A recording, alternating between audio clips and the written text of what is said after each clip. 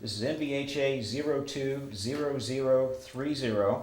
It is June the 26th, 2002, our 51st interview, and we're here with Ed Helm, who was in the United States Navy in World War II. We're at the New Horizons United Methodist Church on 53rd Street in Anderson. We thank you for allowing us this interview. Start out with your full name. All right, my name is Edwin Howard Helm. Okay. I'm the fifth son of Mary and Eldon Helm, who now is deceased. I have a twin brother who also was in the Navy along with me. Okay. We served together. Okay. And what was your rank at discharge? First class seaman. First class seaman. Okay. I could have been third class, but I chose not to, and I was too stupid to know that it wouldn't have hurt me at all to get it. And what was your date of birth? May the 12th, 1926. Okay. In Henry County, Henry County. Newcastle, Indiana. All right. 14th Street, right across from Rose Court department store. Not department store, a place where people lived, you know. Yeah. Yeah. So you were born at home then, I take it? In the front room. Okay. And Dr. Kennedy was a doctor, but he was in Indianapolis.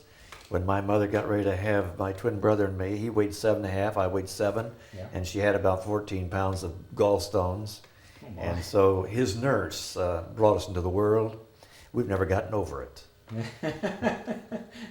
No. She had quite a burden, didn't she? Oh, she sure did.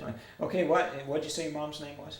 Mary Rosetta Mary Rosetta. And what was her maiden name? Dixon, Dickson. Okay. Okay. Right. All right. Well, tell me a little bit about your mom. Well, my mother was born in Randolph County.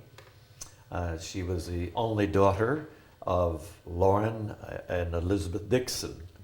Okay. It was Windsor, Indiana, a small town south of Parker City, and Parker City is located 10 miles east of Muncie on Highway 32. Okay. And my father, well, you want to know about Sure. him, he was born just about 2 or 3 miles from her. Okay, I'm sorry. What'd you say his name was? His name is Alvin Eldon Helm, but he went by Eldon. Eldon. Okay. I always called him Dad. Yeah. And so my dad's father was a farmer. He was an old-fashioned German farmer. Yeah. I mean, he worked his boys so much that Dad only had about a third grade education. Yeah. And when he was through with his education. But his dad moved the family and all their livestock from southeastern part of Delaware County up to northwestern part called Gaston in that area. Okay. And they drove their pigs and their cattle right through Muncie, because Muncie wasn't too big at that It's time. kind of like a cattle drive. This is back, you know, possibly in about the turn of the century of when 1900.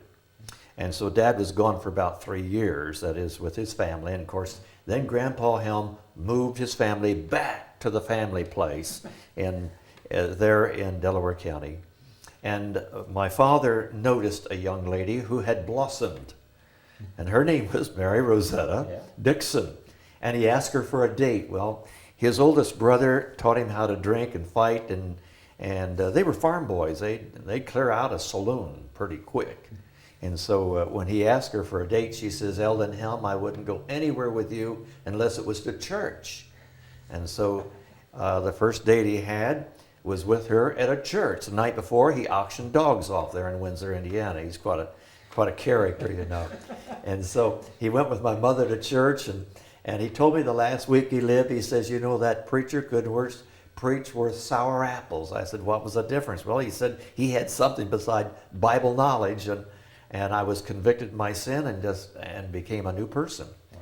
And he was called to preach. Within 2 weeks, he preached a revival back in Gaston. That's a long story. Oh. For 2 weeks in a church that had been abandoned because the churches in town wouldn't have him because they had a union meeting, nobody'd come. Well, when Eldon Helm had a meeting, they all come out of curiosity to see this guy. and he didn't know Genesis from Revelations. But he preached for 2 weeks on John 3:16. Wow. 65, 80 people were saved, and 5 ministers came out of that. All of them preceded him in death. Oh. And so Mom and Dad were married, of course, on the 6th day of May in 1911. And to make a long story short, when I was born, and he was in Newcastle, that he didn't have a lot of education. Mother taught him down to read and write, really. Huh. Yeah, he couldn't do either one, but she was an A student, you know, up to the 8th grade. And but they came back from Newcastle, and he went into oil business, which he had been prior to that, and to raise their boys for the Lord. And we had a family altar. Now, the family altar means in the morning hour, we listened to Cato Tabernacle at 6 o'clock. Oh, I remember that. Oh, you remember that? I've been in the Cato Tabernacle. Yeah. My brothers and I sang at the Cato Tabernacle. But anyway, it was quite an experience of us being together. Now I've lost my train of thought. I hope this doesn't bother you any, because you know, when you're 76 years of age, you have what we call senior moments. That's when the mind is here, and your thought goes right out the window. Well, we picked up on a lot of things at the end of the interview that sequence-wise probably should have been in the first, but we're glad we didn't miss them. Okay, you got it. We're not worried about. But anyway, they came back and raised their boys and family altar, and we had scripture and prayer. Now they said they raised their boys to be, for God. Two of them became ministers.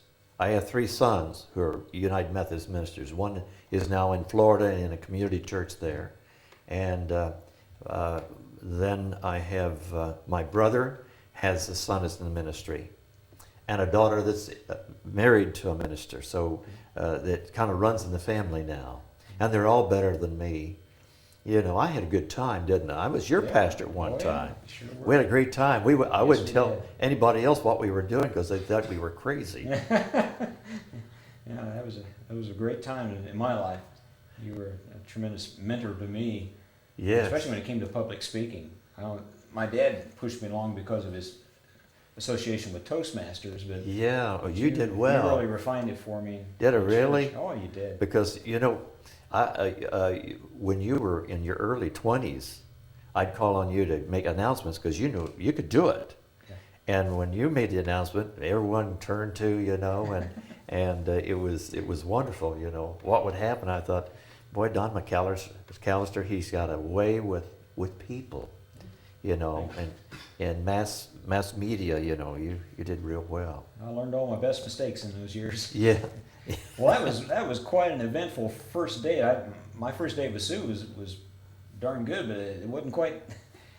It didn't have the results that your dad's did. Yeah. That was Well, really I tell you, life is a wonderful thing, and I used to think people that's over 70 were over the hill and couldn't think and couldn't do. And I'm 76. My body cannot do what I once did, but my mind's still there. Oh yeah. I can still tell a lot of good stories that are true. Some aren't so true. That's the nice thing about it. Yeah. Who's around to prove you different? Yeah. Well, you use the ones that's not so true to prove a point. Yeah. You know? Yeah. So you had 5 brothers, was it? 5 brothers. Okay, tell me their names and what. Okay, became my oldest brother is Lorne William Helm. Okay. He's about 10 years and about 3 months older than me, and still living, of course, in Parker City.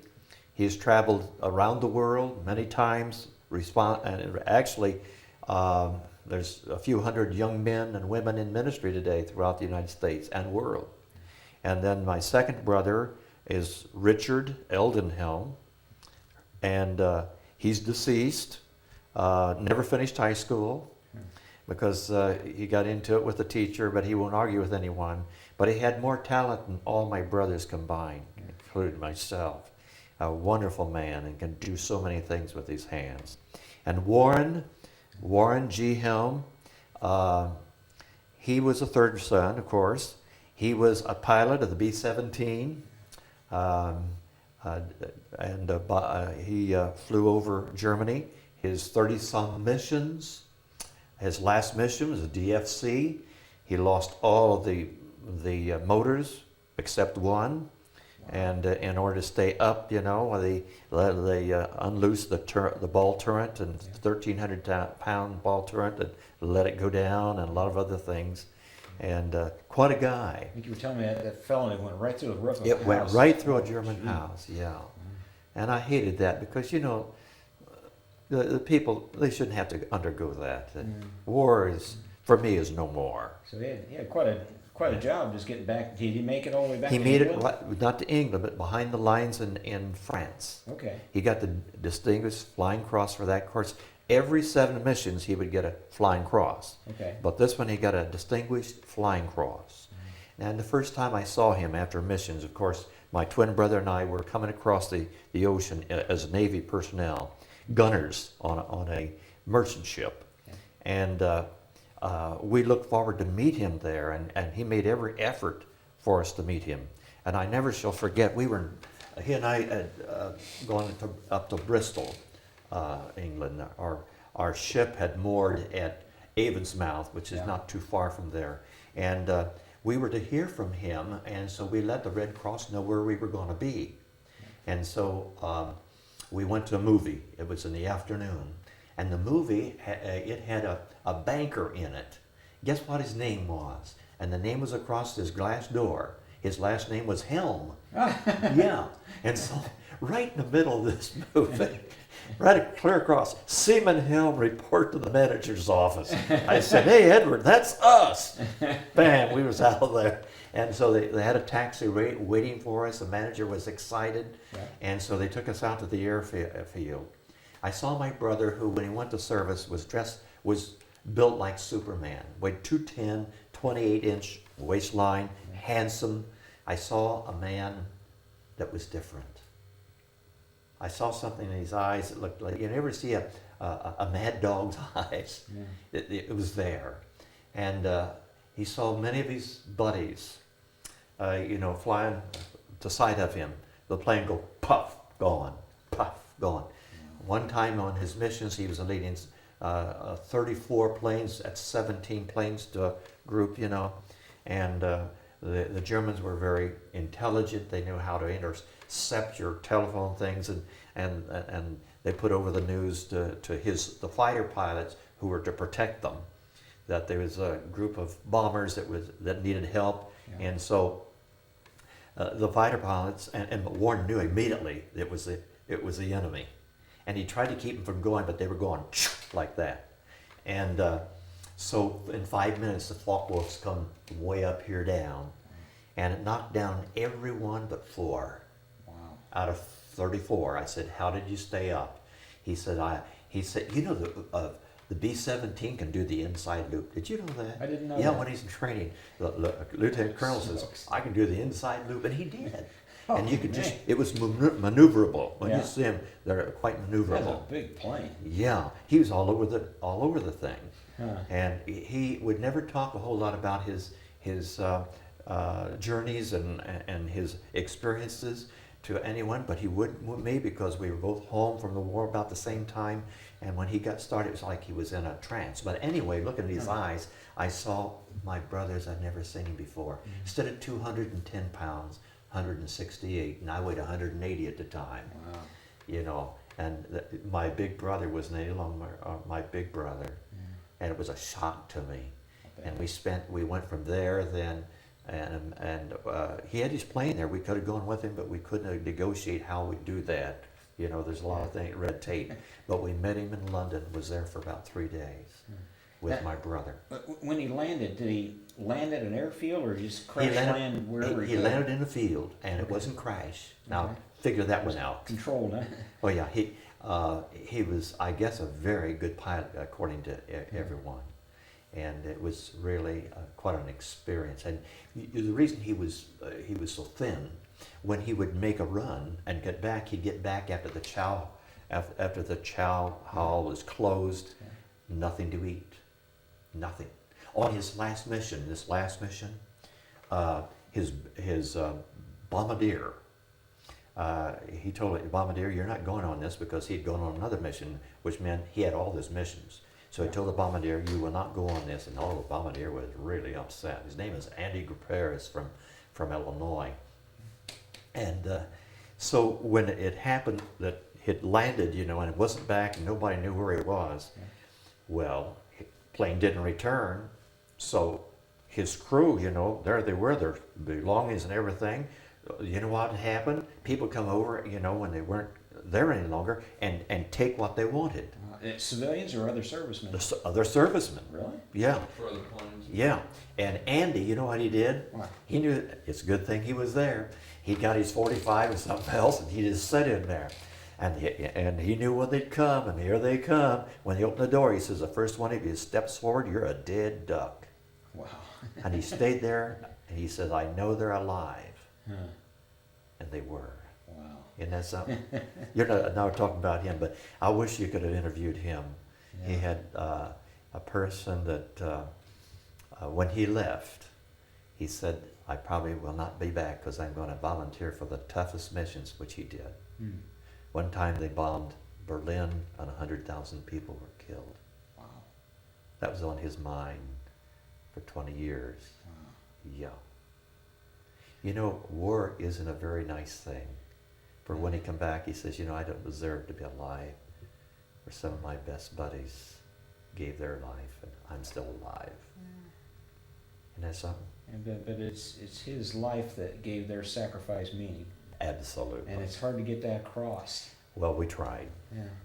We tried, and after a while, he began to really, you know, he was a person that has a good mind, taught school, you know, and he got back here. First one to teach aeronautics, that is flying to students in high school in the state of Indiana, Wow. Carmel High School. Huh. Mhm. So let's see. We got a couple of other brothers there. So we got the Okay, we first got three. to. I'm sorry. I hope I'm not talking Oh too no much. no not at There's all. Terry. That's Terrence Wendell Helm. And Terrence Wendell Helm was in the 82nd Airborne Division, but he had ill health. And on his way marching to the ship, he passed out because he had this terrible sinus problem, and he'd been out on the field, and he wasn't well anyway, and he passed out and didn't wake up until the ship was gone, and all of his belongings were on the ship. Oh no. Yeah, he didn't imagine that. He woke up, he was mad as Hades. And because he didn't get to go with his gang. Yeah. His gang was almost wiped out on when they invaded France. Wow. That was their second invasion. They had another invasion. 82nd Airborne. Now, it was lighter infantry. Okay. Tough. Those guys were tough. Yeah. You take 4 of those guys and they could take on 20 and beat them. Yeah, really? Yeah. I didn't know my brother could be, didn't know Terrence could be that tough. Man, he could handle his body. I didn't mess with him. Yeah. So he finally made it over there, but No, he didn't get over He there. didn't go over at He all? didn't get over there. He got a discharge because he ended up with, second stage of TB or something like Oh, that. gee. Had to have a window open in his room for 2 years, and he come along, but he's never healthy after that. Yeah. Yeah. Wow. So then that's Terrence. See, Richard, Warren, Terrence, Wendell, and then Edward Arthur Helm. That's my twin. Okay. He's the ugly one. And I'm the uglier. He's got the brains, and I have the broad. Yeah. And Edward and I, we were fraternal twins. Didn't look alike, but we are very close, and close to this day. His children are like my own, and my children are like his. There's a difference. We loved our brothers, Yeah. but there's a difference when you're a twin. Yeah. There's a relationship that's different, and for some reason we were able to get on the same ship, the SS Noah Brown, which we sailed in. I'm getting ahead of myself. I'm surprised because they usually kept brothers separate. Yeah, in the West Coast, but this is the East Coast. Right. Yeah. Now I would like to say this. Then myself. Now, of course, we were born in Newcastle. Dad was a pastor there. Then we come back, and I was raised in Parker City. They call it Parker back at that time. So it had the city later.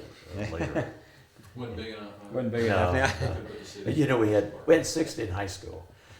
Last year I played basketball. We beat a lot of teams. We were playing the regional against the Burris Owls, and their front line was 6'5", and Wow. oh man, I was 5'10.5" when I was in high school. Now I'm down to 5'9". You know, your back just Yeah. this is where you are when it goes down and you're shorter. And I wondered why old men got short.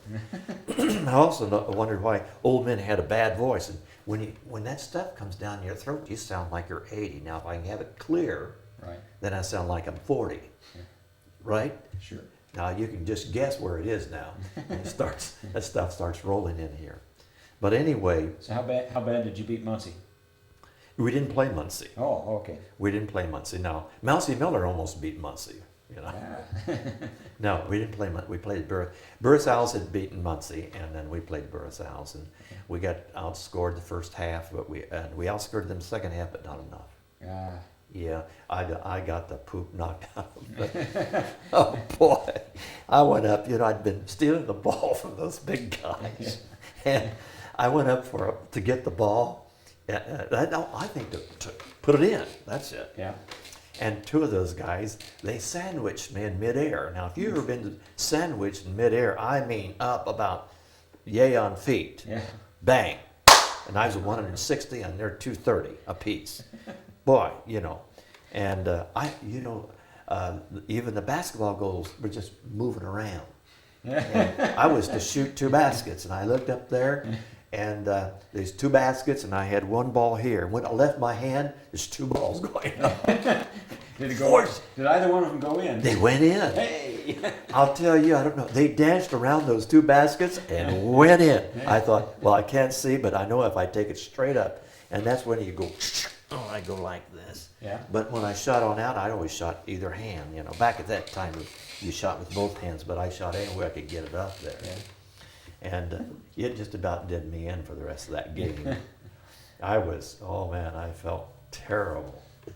But I didn't hate those guys. I just wanted to kill them. Yeah. Nothing personal. Nothing personal at all. I had one more question about Warren. Didn't you tell me that his crew shot down a German jet? They were reported the first to shoot down a jet in combat. Wow. And what had happened, this jet was coming down right at him like this, and somehow he must have, got scared, and he's trying to pull it out. When he pulled it out, he went into a belly slide. That's how they got him. Yeah. And he missed that plane not more than 50 feet. They knew where he was at, and they give the belly gunner, no, where he was, be ready. Boom, got him. Wow. I mean, they got it, yeah. Wow. And, I didn't know they'd shot down any of them. I thought they'd just flash past. And well, really... they would. Otherwise, but he went in a belly slide. And Warren told, I don't know whether he probably told some others that, but he told a lot of things. I'll tell you, and he's a person never to stretch anything. He wanted you to be just right, or you didn't get it. Mm-hmm. Yeah, but I'll never forget that. I said, "Really? Didn't that scare you?" I asked him, "Did you pray when you were over the enemy territory? Did you pray?" He said, "No." I said, "Why not?" He said, "I prayed back at home base." Yeah. About that. Yeah. And I never forgot that. I've used that, and I've used that when you were one of my young people at Emmanuel there on South Main Street here in Anderson. Because we don't wait until we're in trouble. We pray before the trouble comes, because as the old speaker that spoke at a commencement years ago, never trouble, the trouble's almost you. Oh man. Yeah. So what kind of things did 5 boys get into? And did you grow up in Newcastle, or?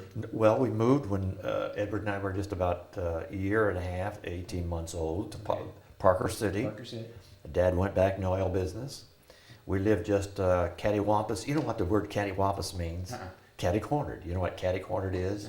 You don't know what that is? I know it's just kind of. Yeah, it's diagonal. Right. But see, it's more or less a colloquialism. Indiana Hoosier. I think a little bit of German Hoosier. Cattywampus. Who ever heard of such a? You ever hear the term smear case? You know what smear case is? I've heard of that. Yeah, it's cottage cheese. Yeah, yeah, yeah. Cottage cheese. I think that's German. Germany's got a lot of funny things, a lot of funny people, you know. I have a cousin in Illinois that took 25 years to check out our rootage. And guess where it took us? 450 years ago, back to 45 miles out of Frankfurt, Germany. Wow.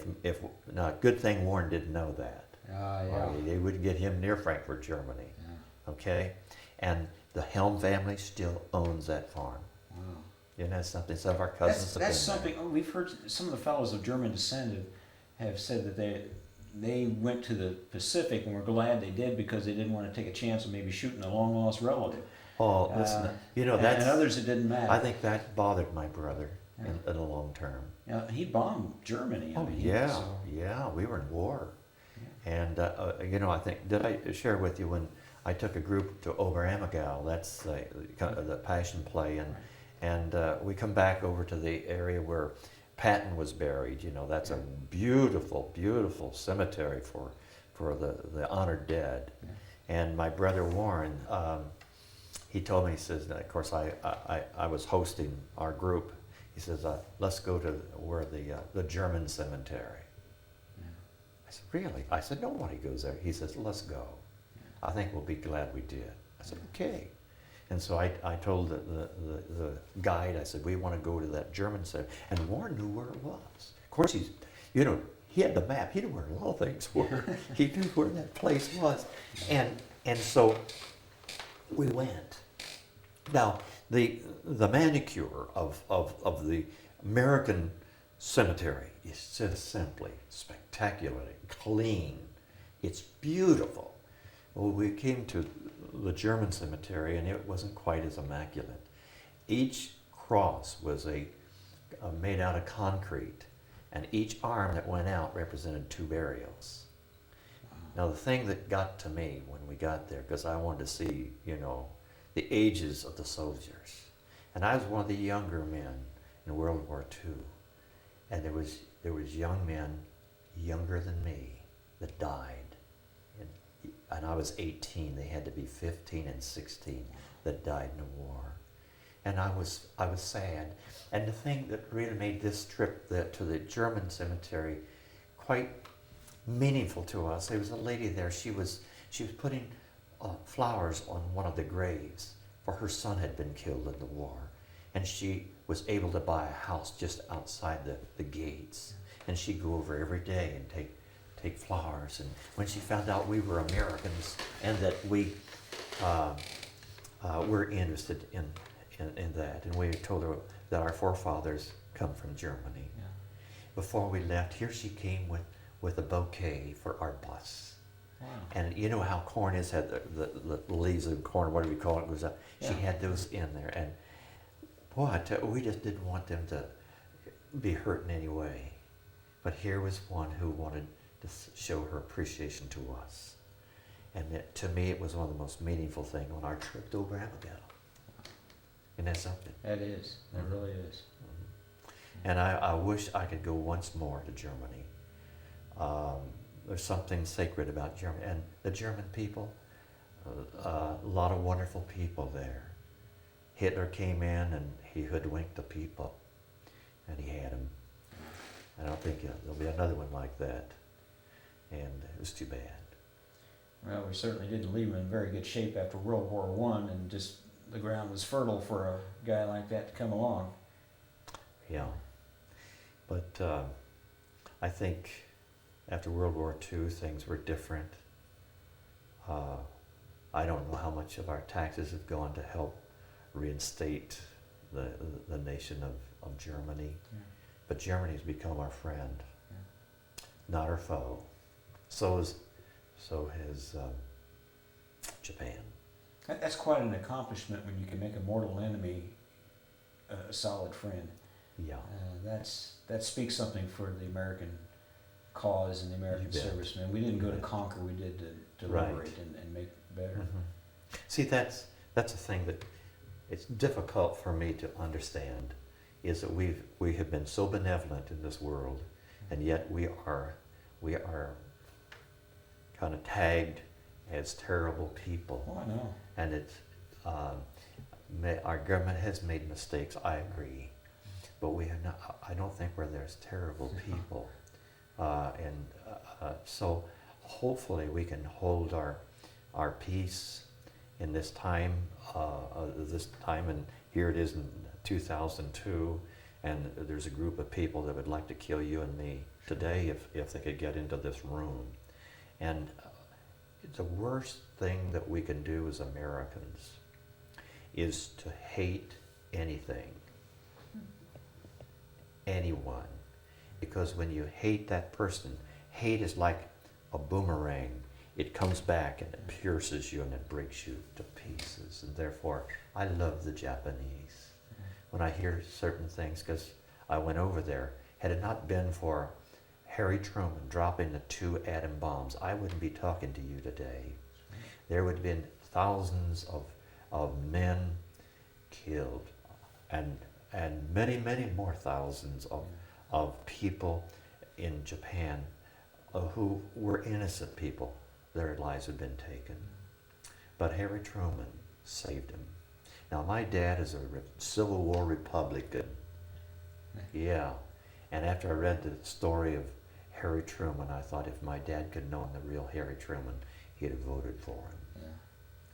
Yeah. And I think he'll go down as one of our great presidents. I've heard that sentiment expressed many times. Yeah. I have gratitude because I'm alive.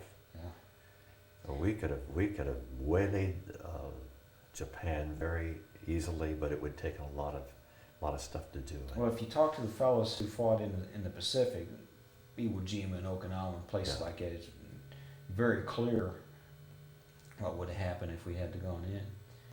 Yeah. Well, let's go back into Parker City here. Okay. Let's bring that up a little bit. Okay. I'm curious about it. What was life like for 5 boys in Parker City? Okay, sorry I got you off track there. No, really, don't worry about that because we get some of our best material that way. Yeah, okay. When we lived in Parker City, Dad had rented a place from a man called, his last name is Gollier. And the house was 1 block west of the Randolph County Lumber Yard and catty-cornered from the church. My first recollection as a person was my father was an oil man for Sinclair Refining Company. Yeah. And we were watching our daddy because when he went to work, because we could see his bulk plant. And when the trains would come in and bring these big tank cars of gasoline, yeah.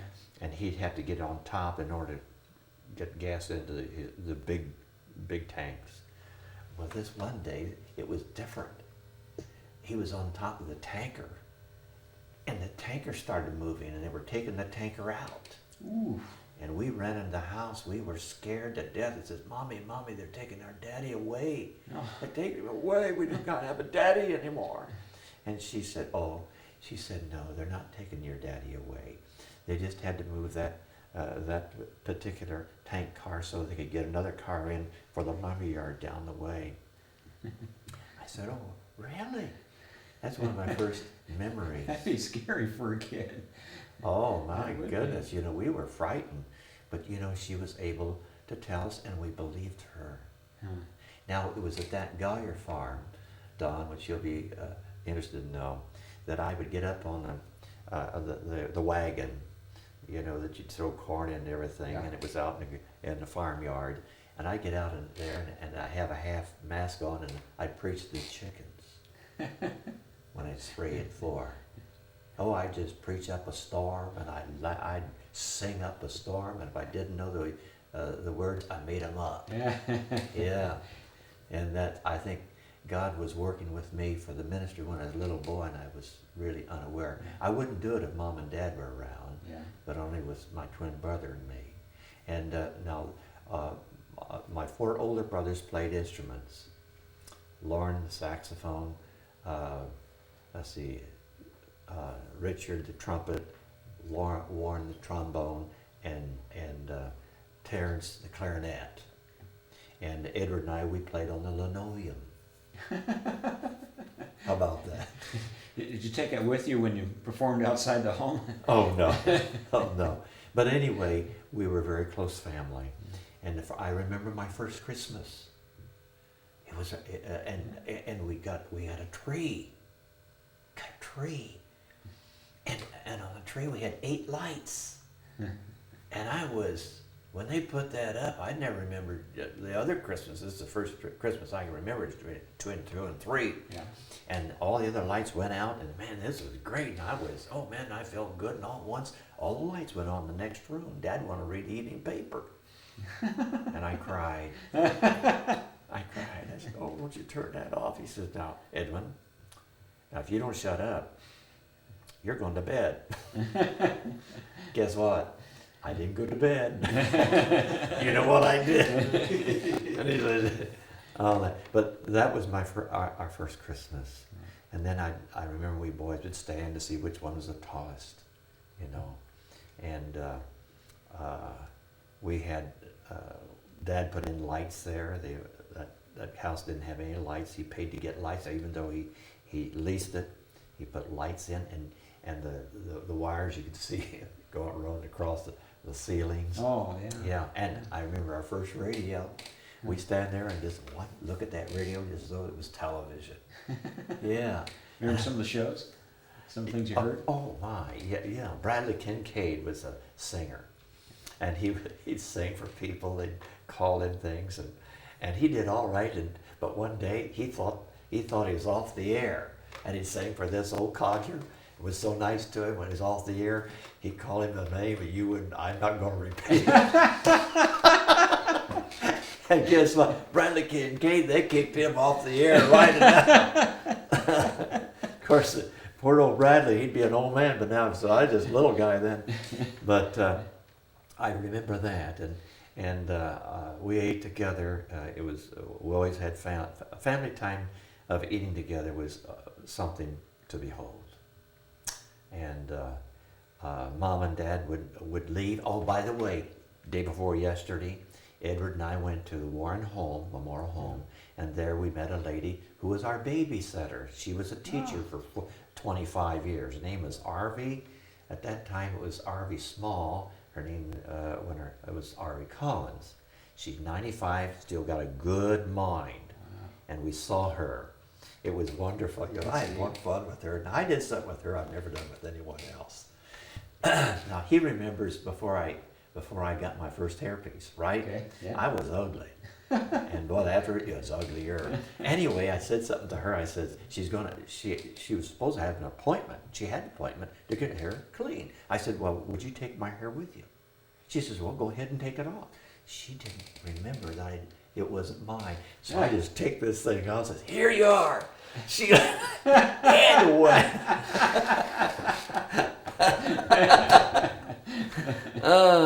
But anyway, I learned some of those addicts at home. No, one time the folks left, and we moved out on Jake Jones' farm. That was just a little farther out in the country, okay? And Warren was probably 12, and Terrence 10, and that makes me 6. And it was Sunday afternoon. I don't know, Mom and Dad weren't gone very long, but you'd leave 4 boys home, okay? Yeah, it didn't take very long. Well, we thought, what could we do for entertainment? Sure. Well, we got this pump. You could pump water. You know, you use this thing to pump inside the brooder houses. You get a bucket of water. You know, man, you could squirt it 50 feet. Well, we had a bush out there close to the road, country road.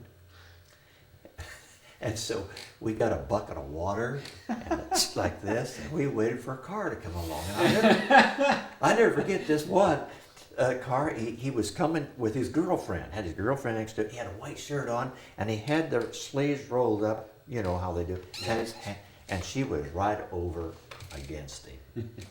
And when he went by, it was a sure sense we had him. And boy, when he come by, man, he stopped that car and started backing up. Yeah, and Edward and I, we ran in the house and crawled on the bed. And we had a dog named Old Jack. And so when he got out of the car, the boys seeked old Jack on him, and he got back to the car and went on. Now, yes, that's just, maybe that's all I should tell you. Okay. You got 2 minutes? Or? No. Okay. But see, those are just some of the things. We didn't get in anything bad. We had a pony. Dad got the pony. It was given to us. It was 29 years of age. It could hardly walk. Yeah. Called Nancy. Yes. White. Had brown head, brown side, brown tail. Shetland pony. Yeah. Okay. Well, it hadn't been pushed around, so we just every day we harnessed that thing up, and and Edward and I, we drove through the pasture fields. Well, it wasn't long till he was no longer old. She could run as fast as anyone, and we used the pony to pull a plow for the garden. Yeah. It's tough. This fella came out to our house one day, and his name is Geringer, and he's a great big guy, 250 pounds, and we tell him how tough this little Shetland pony was. The Shetland pony is too tall. He said, oh, that's not that strong. He said, I could hold that pony back all by myself. Okay, we just took him up on it. And the brothers, they harnessed that thing up, and he got a single tree. You know what a single tree is? You get the harness, and there's a wooden thing here. And he gets himself all stuck down here and gets that single tree and gets back. Okay, fellas. Okay, let her go. Now, I want to tell you, now that pony would have something to pull that guy, wouldn't he? Yeah. You know what happened? And when we left, we had a Shetland pony dragging this poor guy through the pasture. Yeah, it really took him. Did it take him very far before he let go, or? Well, he let go. Yeah. And he never did come back. But we had a lot of fun. They would have at least 40 boys out there at one time. Wow. They come out, they come out there, and we did a lot of things together. Now, my dad bought my oldest brother a Model T. And my next, the oldest brother, he knew how to do things. And the Model T, all you had to do is go out there and pull certain wires, and the Model T wasn't going to work. And so my brother, he'd get ready to go to town, the Model T wouldn't work. So he'd walk to town. He'd no more get out of sight, and Richard would go out there and put those wires back in there, and then we'd get the gate open, and so he and my two old brothers, Terrence and Warren, and Edward and I would ride with him in that Model T. Now, he was only about, oh man, he wasn't even old enough to drive yet. And he drove that Model T out of there and went down the way, and he was turning around down there, and he got the Model T into the ditch. Uh-oh. And so the lady down there, I'll tell you, her name is Mrs. Arthur. She called Mom and said, hey, did you know that Richard is driving Lauren's Model T, and he's down here in the ditch with the boys? And well, Mother says, who is in it? She said, Warren, Terrence, and the babies. Oh no! My mother almost had a heart attack again, And so then we'd come back, but that was one of the things I enjoyed. And I remember that real well. And then we had a dog named Jack. That was a dog that chased the guy back in the car, and he came to our place, and he was just bones, I don't know where he come from, and we fed him cracklings, and he became our family dog. It's called Old Jack. And he would go out when time to get the cattle. You didn't have to go out and get the cattle. He'd say, Jack, go get the cattle. Well, and he'd bring them in. Now, this is the funniest thing that ever happened while we were out there in the Jones farm. Guess what? Well, my older brothers, I had nothing to do with it because I was too young. Okay. Dad had a lot of different animals, and he had this belly goat. Okay? And they threw brickbats at this belly goat. And that belly goat, he'd get back and he'd charge him. They'd be behind the fence post, and he'd hit the fence post, and he'd just bounce back and shake his head, and they'd throw another at him, and he'd go and he'd charge that. What so happened on that particular day was a day that Dad, about every other week, he'd walk out through the pasture field, see how, and he took a stroll. He's about 150 foot from the fence, and of course the brothers that did it, they knew, boy, Dad's going to have some fun, but how can that goat hurt our dad? So they got on the not the picket fence, the rail fence. You know how the rail, they're setting up there, enjoying the fun. Dad got out there, and pretty soon he heard something go, and looked back, and here comes this billy goat at him just as hard as he could come. Down like this, and Dad sidestepped him, but before he sidestepped him, he saw this rail, so long. Yeah. Picked the rail up, and he sidestepped, and it hit him, and the guy went on around, he come back, and he's charging him again. And finally, when the pieces got to this long, he called old Jack. Jack was over the fence, took a hold of the old billy goat, and Dad got back pretty soon. And I don't know if the boys ever told him what had happened, but that was something else. Now there's so Well, you many guys were things. active, weren't you? Oh, we were really active. No wonder they had to have prayer in the early morning. So where'd you go to school? Well, Parker City. Yeah. And Parker High School, all my brothers graduated from there. And it wasn't a big school. Right now, Parker, Farmland, Stony Creek, and Green are all called Monroe Central. But at that time, it was very small. The building had been condemned. Oh, man, it was condemned in 1916. that's 10 years before I was born. Yeah, and it was where the hoop. But we thought it was all right. The only school I ever knew, Yeah. And we had, but we had a good time. We really did. Any teachers stand out? My first grade teacher, her name is Mrs. Pursley. I saw her some years ago. She's deceased now, and I wanted to see her before she was deceased. Mrs. Pursley was a wonderful teacher. Now, when I was a second grader, see, she had first and second grade, okay? And second grade, you're big time, and I began to notice the girls. And we boys, we got so at recess time, we chased the girls and kissed them. And we found out they didn't run too hard. We kissed them pretty well. And one day, there's a bunch of we guys, the girls, they were in on this thing. So before recess, Miss Pursley, she gives so many names of the boys and girls, says, would you stay in at recess? I want to talk to you. Well, everybody left but us. It was, and there we were. And we looked there, what have we done? We didn't do anything bad, right? Yeah. Wrong. Oh, man. We found out you don't do that in school like that. Yeah, we get them, just pace them up against a tree and smack them real good, and then take up. Well, and I never kissed a girl for 16 years. Kind of scared it out of you. It scared the oopie right out of me. Well, I'll not do that. But she was a wonderful teacher. And one day she looked back and says, what in the world, Edwin? What have you been doing? I said, nothing. She said, well, what had happened? We were in art class, and she passed out this art paper, colored art paper, black and red. And I don't know, I was listening to her, and I just don't look. First grade that time. And I was chewing on that stuff. Well, I had black, red, both sides. And I said, I don't know. And she said, so she asked the person beside me, what's he doing? She says, well, he's been chewing on that for a half hour. Well, anyway, and then I heard her repeat a poem of my fourth cousin. That I've never forgot it. Little Orphan Annie. Yeah. And my fourth cousin wrote that. His name is James Whitcomb Raleigh. No kidding. Yes. Fourth cousin, huh? Uh-huh. Yeah.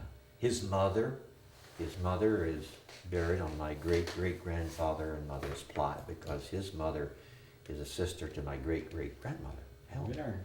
And that's something. That's pretty neat. Oh, yeah, it really is. I could show you where the real Little Orphan Annie is buried. Really? Yeah, she was a real person. She's buried just off of Highway 40, right next to Sugar Creek. Yeah. On there's a little cemetery on the south east side of Sugar Creek, Yeah. south of 40, and just on the east side of the creek. Yeah. It is something. There's I think a flag there as well as any other state Little flag. Orphan Annie. Yeah. And then And I never forgot that. See, and talk about and the goblins will get you. Oh, yeah. Well, goblins to me looked like overgrown turkeys.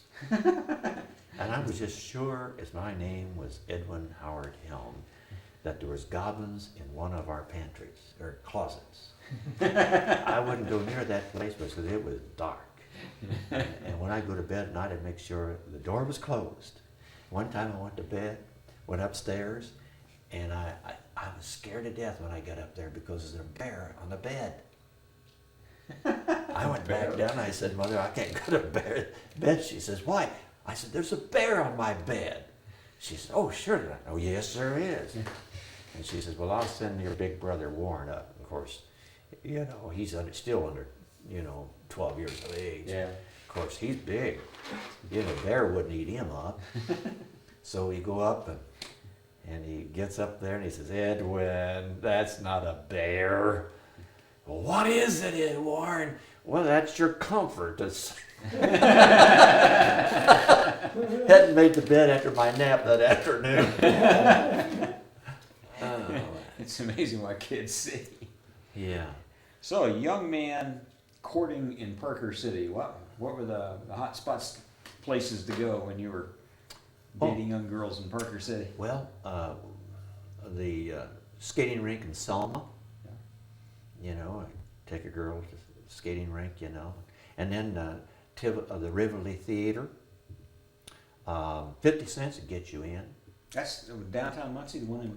Yeah, Oh. Rivoli. Yeah. I was in there once before they tore it down. Big, beautiful place. Oh, my. really beautiful. I Yeah. tell you, I've been in there. I'll tell you, I had my arm around my first girl in there, and I thought, well, I got it once for kissing a girl. Should I kiss her here? No, I thought I won't kiss her there.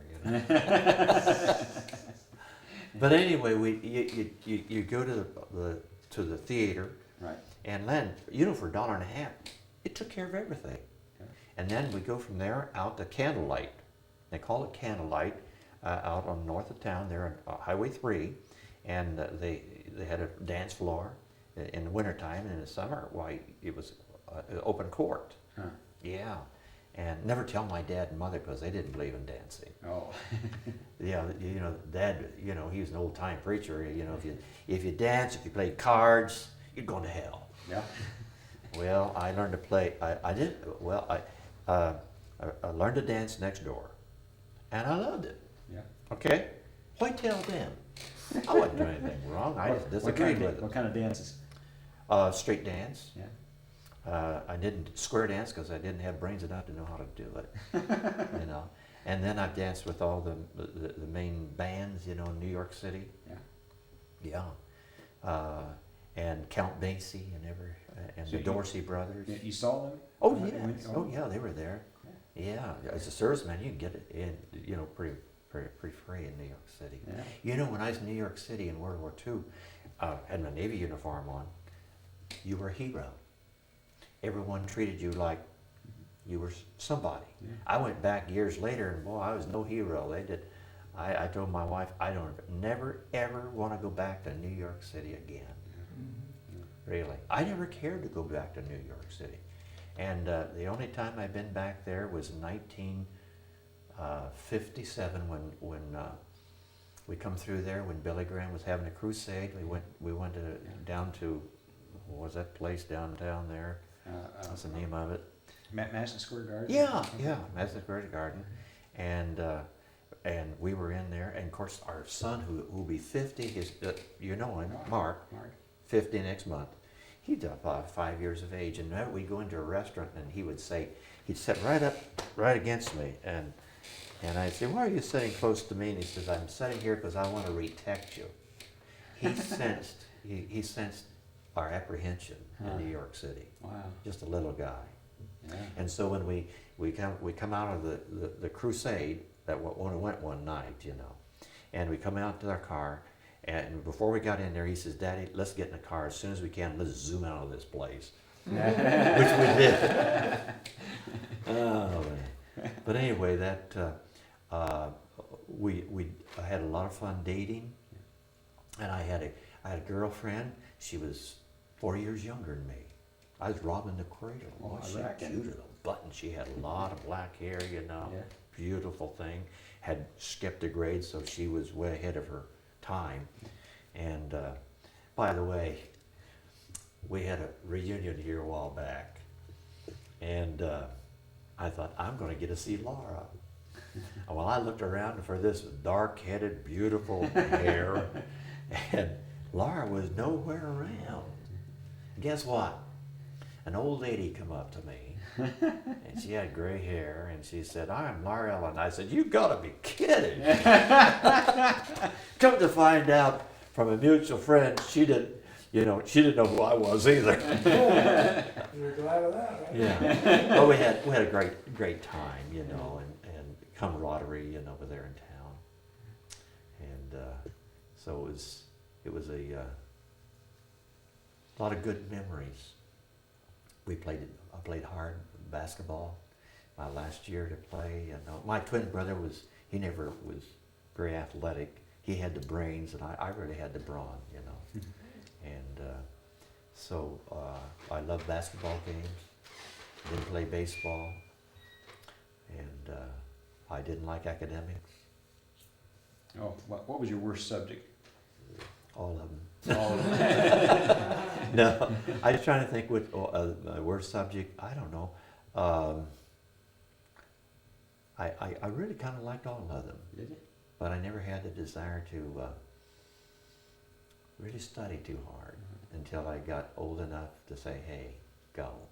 So when did you graduate? Which year? Yeah. What? Yeah, I was supposed to graduate in '44. I graduated in '47. There's a long story on that. Okay. Because I had a teacher when I was in the 5th grade whip me every day. That's the truth. Yeah. He didn't like me. I could outrun him. Yeah, and he didn't like me, and I wasn't smart aleck at all. And one day, as a 5th grader, I come home and the buttons are all off of my shirt, and my mother asked me how I got how the buttons came off, and I went into shock. What happened? My twin brother says he jerked me out of the seat so hard, all the buttons came out. Now I'm only 10 years of age. Okay? And my dad says if you get a licking at school, you get one at home, and I lived under constant fear Yeah. for many months. And then I couldn't talk, and they knew that was different. And so they thought they'd better call the doctor because I was acting strange. And when they started to clean me up, I had a red thing around my waist called shingles. They didn't know what it was. Huh. They took me to the doctor. Dr. Jump in Selma, Indiana. Yeah. He said, "What in tarnation are you doing to this kid?" I was scared spitless. Couldn't talk. Couldn't get out, you know. Well, there's more to it, but that particular incident, teacher they could talk to me and do things, and I couldn't remember a thing about it. And I had terrible time for a long time. So I missed the 7th grade. They passed me. I shouldn't have passed any of them. You know, today they would take care of that. Yeah. You know, today's school. And so therefore I graduated, when I got ready, if I'd have graduated in '44, I'd been fine, but I was a year behind, Yeah. okay? And I was drafted, because I was a ball player, and the draft board was from Winchester, and I helped beat Winchester time and again, so they got rid of me, okay? Darn. So I got there's 3 different classes that claimed me as part of their, really? Yeah. Pretty popular. One of them was Laura's class, you know. Well, I've never heard anybody being drafted because they want to get rid of the oh, boy. competition in basketball. You know, one of the Marshes, Olin Marsh, who was part of the Marsh family, that was Right. a Marsh, Yeah. he believes it. Oh, he was so mad at those guys. He said, there's no reason why they couldn't have let you finish your education. Yeah. And of course, when I got in high school, things began to work different. And then when I got my call, age 12, to be in the ministry, I thought, my goodness, I don't know whether I like studying, you know, because after that I couldn't remember. That was a terrible thing. That's tough. Oh, it was tough. And you have to have tests, and it was a miracle. I went through school and got all right. I was in honorary in the undergraduate and did fairly well in my graduate. So I'm a miracle. Yeah, shouldn't have done it, but here I am. You know. So you sort of almost graduated in '44, at least by you left high school. I would have at that if time. yeah. Pearl Harbor, can you tell me about that? Remember? Oh yes. Where were you? Pearl Harbor, just like yesterday. I was a teenager. I had been to Mid-Year Institute in Winchester, Indiana, Okay. and that was on a Sunday afternoon. See, that was on Sunday. Pearl Harbor was Sunday. And I was the first one out of there. Man, I was glad to get out of that place. You know, it was at the church. Went across the street, got into the pastor's white Pontiac, sat in the back seat waiting for them to come. When my twin brother come out with his hand, Edwin, Edwin, Edwin. I thought, what in the world's happened to him? He said, oh, Pearl Harbor has been attacked. I said, what? Pearl Harbor's been attacked. Well, where's Pearl Harbor? Yeah, where's Pearl Harbor? I never heard of it before. But from that moment on, you know, and I went home. And of course, we didn't have NYF that night because the radio was on. And the radio, they were so graphic in the way that they would give the reports. It was better than anything we're getting today. Calvin Bourne was on and different ones. And they would talk about this and that and what was happening. And you could see it. And here I had 4 brothers, 3 or 4 brothers that could go anytime, you know. And one had been, Dick had been in, he was brought back, and then Warren and Terrence went later. And so it was, we were quite interested in the war because we'd always stayed out of it until the sneak attack of Japanese, okay? And so you never forget that. It's like the day that Kennedy was killed. Yeah, I remember that. Wow. Yeah, very powerful. You never forget that day. Well, what, Ron? Just go ahead and tell me You want to? where you were in that. 'Cause Okay. It was on a Monday. Pretty sure it's on a Monday because I always go to see my dad on Monday over at Parker City. I got over there and it was raining. I remember this. It was raining. And so my brother, Lauren, was there and he left. And pretty soon he called back. And he says, Edwin. I said, what? He said, our president has been shot. What? Now, Lauren, now you know they're not going to shoot our president. Yes, it's on the radio. He has been shot, and they don't know whether he's going to live. You've got to be kidding. Yeah. I wouldn't believe it. Well, you know, my brother's not used to lying to me. He's a preacher. Yeah. But I didn't want to believe it. I was mad inside because here was a young man that I really admired. My dad didn't vote for him because he's a Civil War Republican, you know? And here was a wonderful man, you know? And of course now you hear about what all he did. Well, we're all sinners, aren't we? None of us are perfect. But we younger people, I always liked this guy. And he shot. He was very likable. They shot the brains out of him. And so I was a pastor at the time in Markville, Indiana, which is just south of here. And we had a memorial, and one of the teachers, a very good friend of mine, was a Roman Catholic. I'll never forget that day that we had the memorial for Kennedy. Now, let me tell you something. Before he was shot in the fall, I was out there visiting my twin brother, Edwin, with my family. And we went out to Arlington Cemetery. And we stood up there in front of the Lee Mansion. And he said, you know, the other day, President Kennedy stood right here. Yeah. And he looked over the cemetery and Washington. He said, I could spend eternity here. Wow. It came out in the paper later. But see, we didn't know anything about that.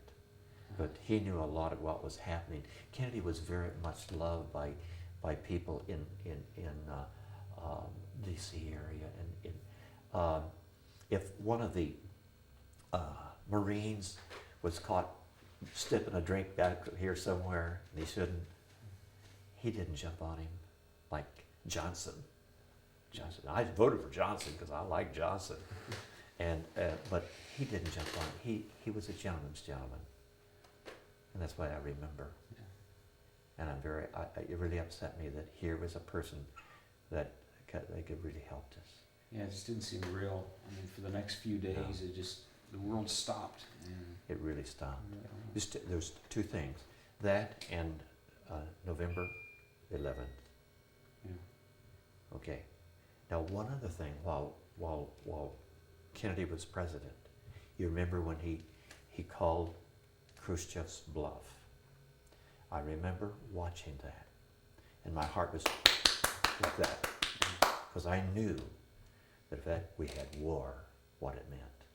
You see, the thing of it is that these young people who've never been to war, and they see war in the movies, and it kind of draws young people. Yeah. If they really know what it is, they'd shake their head. No way. Yeah. No way. That's right. Mhm. That's right. And we have to have a military force. I realize this. But war is no way to change things. You still, no one wins in the long run. Yeah. And I wouldn't take anything for my time in the Navy. I was ready to give my life. In fact, I lost some real good buddies. The ones that, when I was in gunnery. And they went on another ship and we were on a separate ship. Now that's a story. Yeah. Everyone in our gun crew went on a ship with my twin brother and me. Huh. And I went to find out why. They said, no, you're not going on this. Okay? I have a praying mother who would pray for her son's deliverance. She would pray in an hour or two, pray us through, and then for my brother who was the Air Force, pray most of the night for him. Prayer means a whole lot. It means a whole lot. Meant a lot to me through the years. At 76 years of age, I had great hope, even amidst what is happening today, because we have something to share. It's worth sharing. So, you say you were drafted? Yes. Okay. And Out of 27 people drafted at the time we were drafted, 3 were taken into the Navy, and we were 2 of the 3. we're talking about the sequence of operation on what kind of a gun was this now? 5-inch 38. 5-inch 38. Mm-hmm. All right. So what's the first thing you do? You mean if you When want to get when things started? When you're firing this thing, what's Well, one of the first things, of course, you get in place. Everyone is in place, and then I'm the first, what they call first powderman. Okay.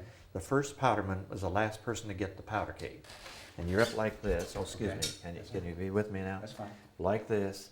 Here's your tray. Okay. I have to take it back from this guy here. He's number 2. I'm the 1 though. 2 or 3.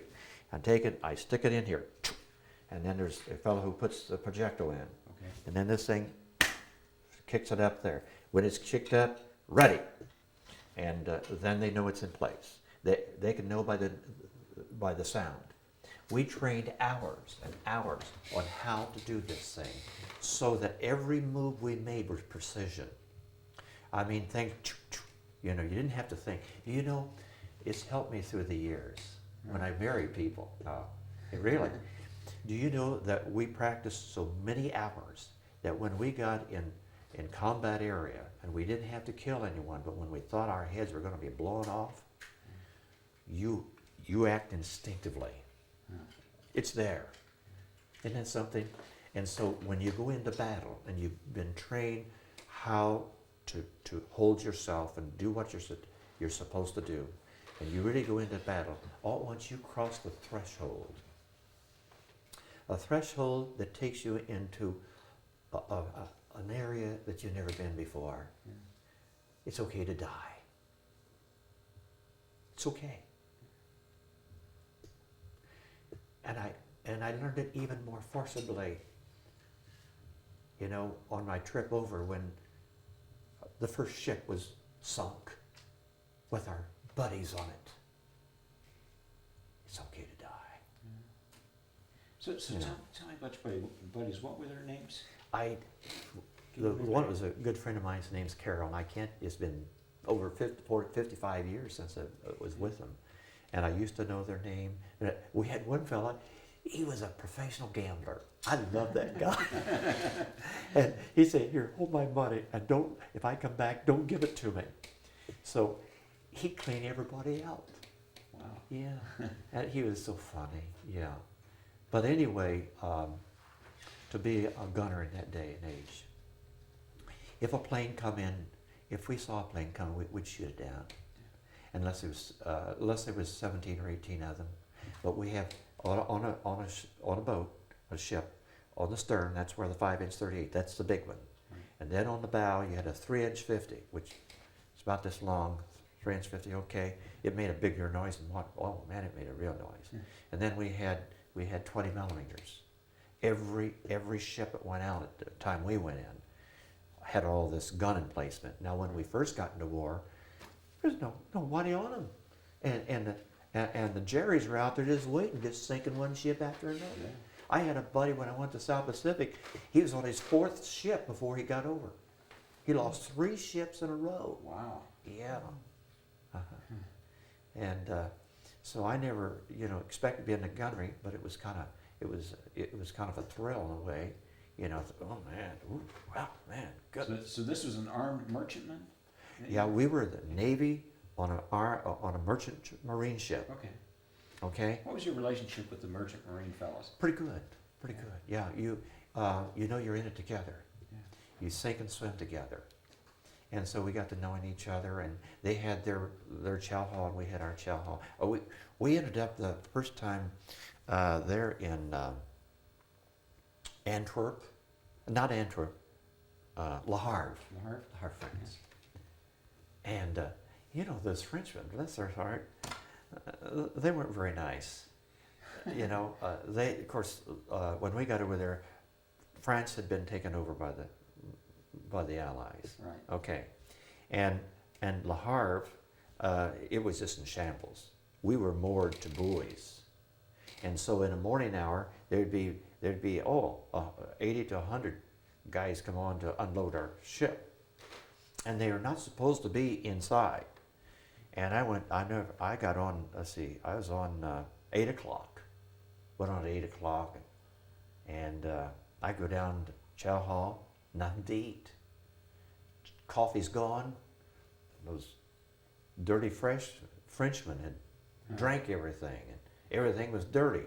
And I told them, you can't get out of here. They couldn't hear me. Well, I was on guard. I had a 45. I just took the 45 out, clicked that thing. I said, out. They thought I was going to shoot them. They got out of there. Yeah, they were out. They were out in no time. Isn't that terrible? I would have shot them. That's sort of the international language. I took that thing out and said, hey, I've told you once, not going to tell you anymore. Get out of here. Nobody messes with a 45. Boy, they don't know how thrilled I was they were listening. And Glad they listened. my heart, I bet, was beating 235 beats. I thought, oh my goodness, if one comes at me, I'm going to shoot him. It's going to cost me $1 Yeah. for each thing comes out of here. But they didn't, because I took that thing out and I said, hey, I've told you once, now you can leave. And they never come back. Yeah. And that was, nearest I come to killing anybody.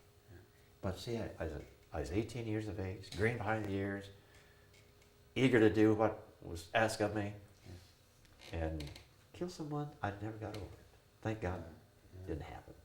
So did you stay on the same ship and make several trips back and forth across? We only one time over there. Okay. One And time. did you see anything on the way over? Storms or enemy Coming back, activity or? well, the submarines were always there, Okay. and we had what they call British corvettes. Corvettes is between a patrol craft and a DE. Okay. A DE destroyer is the smallest destroyer. You got a DE, then you got a destroyer, then you have the other. Oh boy, even forget some of these names. Senior moments. Yeah, cruisers and. Yeah, cruisers. That's it, cruisers. And but the Jerry's are always there. Now it was a second night out from New York that I heard this terrible noise. You ever take a hammer and hit a 50-gallon drum? That's the way it sounded on a big wham. What in the world was that? I said to the petty officer, gunnery officer. He said that was a depth charge. There's Jerry's over there. Huh. Yeah. So we got to look, and guess what? Big fire over there. Boom. You know, and one of those things would go down in no time. I mean, there's not much to it. You talking about U-boat or merchant? No, I mean the merchant marine. Yeah. Now, U-boat. If we hit a U-boat, of course, the depth charges would take care of it. And I don't know whether they ever got the U-boats or not. Yeah, you never really know for sure. I mean, even if you saw an oil slick, it may be a decoy. Yeah, yeah. And then, of course, on Land's End, one night, I went out, and man, it was lit up all over the sky. They had something somewhere. Yeah, I thought, what? Well, we were quarters. We stayed quarters for a long time. And you know, you get kind of psyched out. You see one little ripple out there, and you're just sure that's, come on, let's shoot that thing. Well, you're trained not to shoot. Yeah. Not unless the captain says to. And he's up here, and here we're back here. And my brother had now he was the only one who had the earphones. And he'd say, no. They said, why don't you shoot? No. We were told that he had to give the command that was given from the quarterdeck. Okay. It's exciting. Yeah. And Did you ever fire at anything, or we've never killed anything, but we did a lot of firing out there. just practice, or? Oh yeah, practice. Man, that was fun. Boom, boom. And I tell you, when you practice when the 3-inch 50s practice, you don't want to be underneath. Oh my! First time, you know, we were in gunnery. We went to Dam Neck. Now that's a pretty good name, in a Dam Neck. You know. and we're going to shoot the live ammo. And they told us you put cotton in the ears. They did not tell us how to put that cotton in the ears. You take the cotton and you go like this, okay, until you got a string about like this, okay, heavy string, like that stuff that your mother made stuff with, and then you stuff it down in there, and you stuff it in here. I didn't do it. I just stuck like that. I couldn't hear for 2 days. Huh. I could not hear for 2 days. It's a wonder I can hear today. Yeah. But I got pretty good hearing for 76. Wow. So what's by putting it in a string like that? It was You pack take in tight. yeah, or you what? pack it. It packs tight. Okay. Yeah, packs tight. And if you're good, now they got stuff you can put in here. But if you don't have that and you have cotton, it'll do the same thing. Mm. Yeah. Well, I learned after that, and when if we thought we were going to be in battle, man, we had our cotton, put it in here, let it come on. Yeah, and we didn't have to. We almost shot a limey. Oh, gee. Tell me that story. I want to tell you, this guy was coming. We're just sure that's German. Let's let him have it. Well, and our captain, he was a French. He's a Frenchman. His name is Jacques Rochelle, and he hated the limeys. He did. He said we ought to be fighting the British. And he told us, he said, every time that a plane takes off, a warplane takes off, it costs our government $30 to $50 every time they take off, that much when they come back. He said, we're going to owe England when it's all over. And we grounded one time off of Dover. Was there for 2 days. Oh no. Yeah, couldn't get out. That's where they come in and shoot you. You know, the little boats. Yeah. And I didn't like it at all. Well, they call these boats that can push you out. Tugs. $5,000 a piece. Wow. Jacques Rochelle was so mad. You gotta hold these guys, you know. He said, we shoot them before we shoot the Germans. Oh, he was funny. Oh man. So you went across. You landed in Le Havre, and where'd you go from there? Le Havre. From Le Havre, we went to. See, it was I have to think about this. We went to, Antwerp, Okay. and we loaded up something. I don't know what we loaded up with. And then from there, when it was that was good. That was good duty there, Antwerp. then we go to Bristol. Yeah. Bristol, but moored at Avonsmouth. Okay. And I had quite an experience there. I called this one young British sailor boy a limey. It would have been any worse if I called him slimy. He said, I'm going to let you know something. That is not a very nice word to tell a British. Yeah. I said, is that so? I thought he was going to whip me. But he didn't. Now in Bristol, isn't it true that when the tide is in, you can go up the river, and then the tide goes out and you're stranded there until the tide comes back again? Yeah, you get, we go up to Avonmouth, not quite to Bristol. Okay. Yeah, so you got to watch the tide. Yeah. Tide has to be up before you can out. Now, when we got ready to come back to America, we got into the Thames River. Okay. Was there for a week. I don't know what they were waiting on. Huh. Yeah, they must have been waiting. They thought we'd load up on something, but there's nothing for us to load up. Yeah. So our ship was like a cork. Yeah, it was up out of the water. Huh. So on the way back, guess what? I'm telling you, What? those ships are flat on the bottom. Oh. When you list over 45 degrees, guess what? On down. We went 42 degrees one night. We lost everything. Oh, Yeah, gee. anything on it was gone. Huh. Yeah. And Like that it was, didn't roll over. oh my, I thought, but there again, now God has made us wonderfully. It was okay to die. Yeah. Okay. And I can almost understand the guys that tape stuff to their bodies and comes into Israel and blows things up. Because they believe they're really doing something for their people. I don't think I'd want to do that, but I can almost understand it. Almost. Almost. Because you're not the same. And even today, when I get out of my car, I know everything that's happening around me. You just make yourself aware of what's going on. Everything around me. And that's the reason a lot of people are mugged, is because they do not size things around them. Mhm. Okay? And I've been some pretty bad places, that could happen. I'm 76. I don't care how much I hurt. If I'm in a place and I think someone's watching me, I'm walking like it's 21 years of age. Yeah. Oh, hurt every move. They're not going to bother you. But if I'm clobbering around, they don't mind trying to get to me. So our Navy does a lot of good things for you as well as the other, and the discipline is great. I don't know how the discipline is now, but it's different.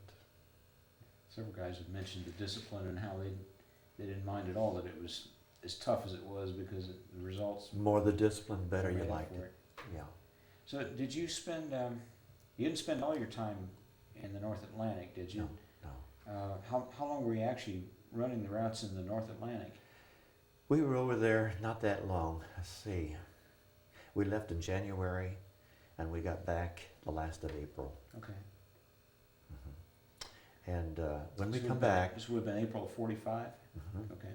the VE Day Right. came, and they were shipping 500 armed guardsmen from New York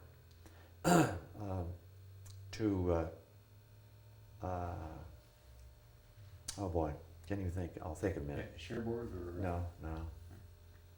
What's the name of that place? 500 of us in a Pullman. We had Pullman cars. Yeah. Yeah, and Pullman always has a stateroom. Yeah. We come in, and Edward says, "I'm going in here." I said, "You can't go in there. That's for officers."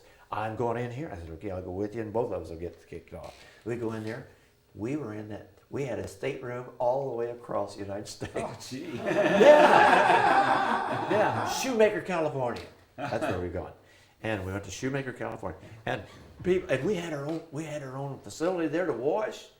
Yeah, go to the bathroom right there. We had a lot of good friends. Only thing is, when you ate, you had to go clear down there to the cattle car that it was all open on both sides, and get your food and come back. And it always had good food, though. I never, I eat it all. I came very close to going AWOL. Very close. Uh-oh. And I said AWOL, not Hey, we got up into, going west, we're coming up into the Rocky Mountains, we're about halfway up, and the thing stops at dusk. And about 500 feet, or less than that, probably 200 feet, is this gushing mountain stream, and over here is a little village. I saw the stream and the little village, and it looked so peaceful. And if I didn't have a home back in Indiana to go to, I think I'd go. It was so peaceful, so wonderful. And 500 of us was down there at that stream, just like that. It was there. And we come back. And we got to Shoemaker, California. And Shoemaker, California, in order to separate we twin brothers, this was the way they did it. They did it crooked. No, they wanted to redo all my dental work. Yeah. And it took at least 3 days.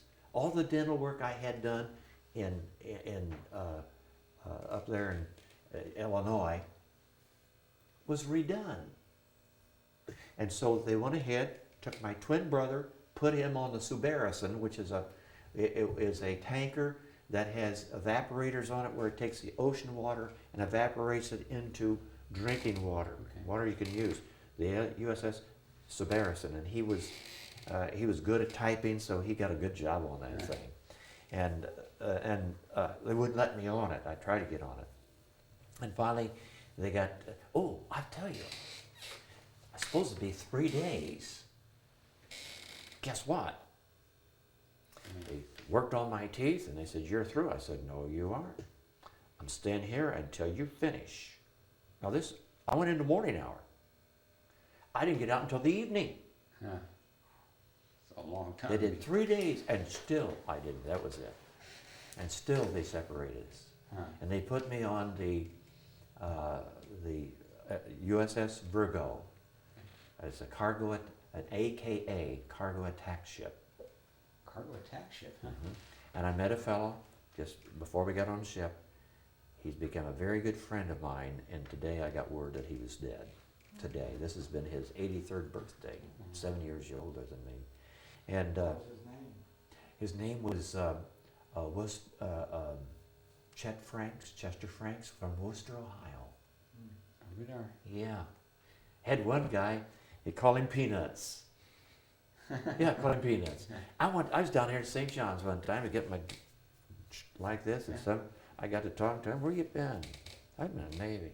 What ship was you on? Virgo. I said, I was on Virgo too. No kidding. Yeah. Yeah, he lives up in, I think, Alexandria right now. I haven't talked to him for a while. What's his full name? Oh boy. I couldn't tell you. I can tell you when I get my little black book out. At my age, names, sometimes wake up and look in the mirror and thought, I wonder what his name is. Is it the same as it was yesterday? Our 18th interview was with Art Franks. So, Art Franks. yeah, he was in the Navy. Yeah. He was on an LSD, landing ship Oh, type. yeah, LSD. So, That was rough going, LSDs.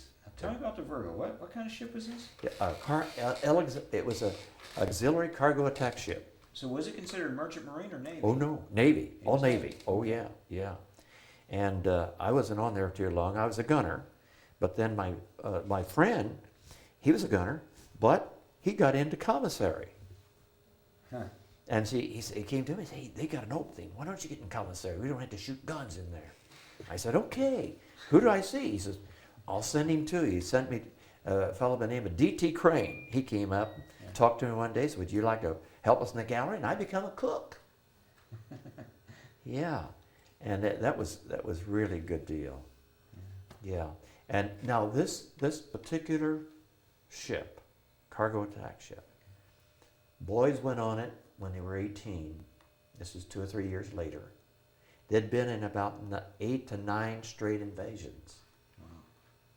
They were at Tarawa when the planes, kamikazes, and they kamikazes just missed their ship and went to hit another one.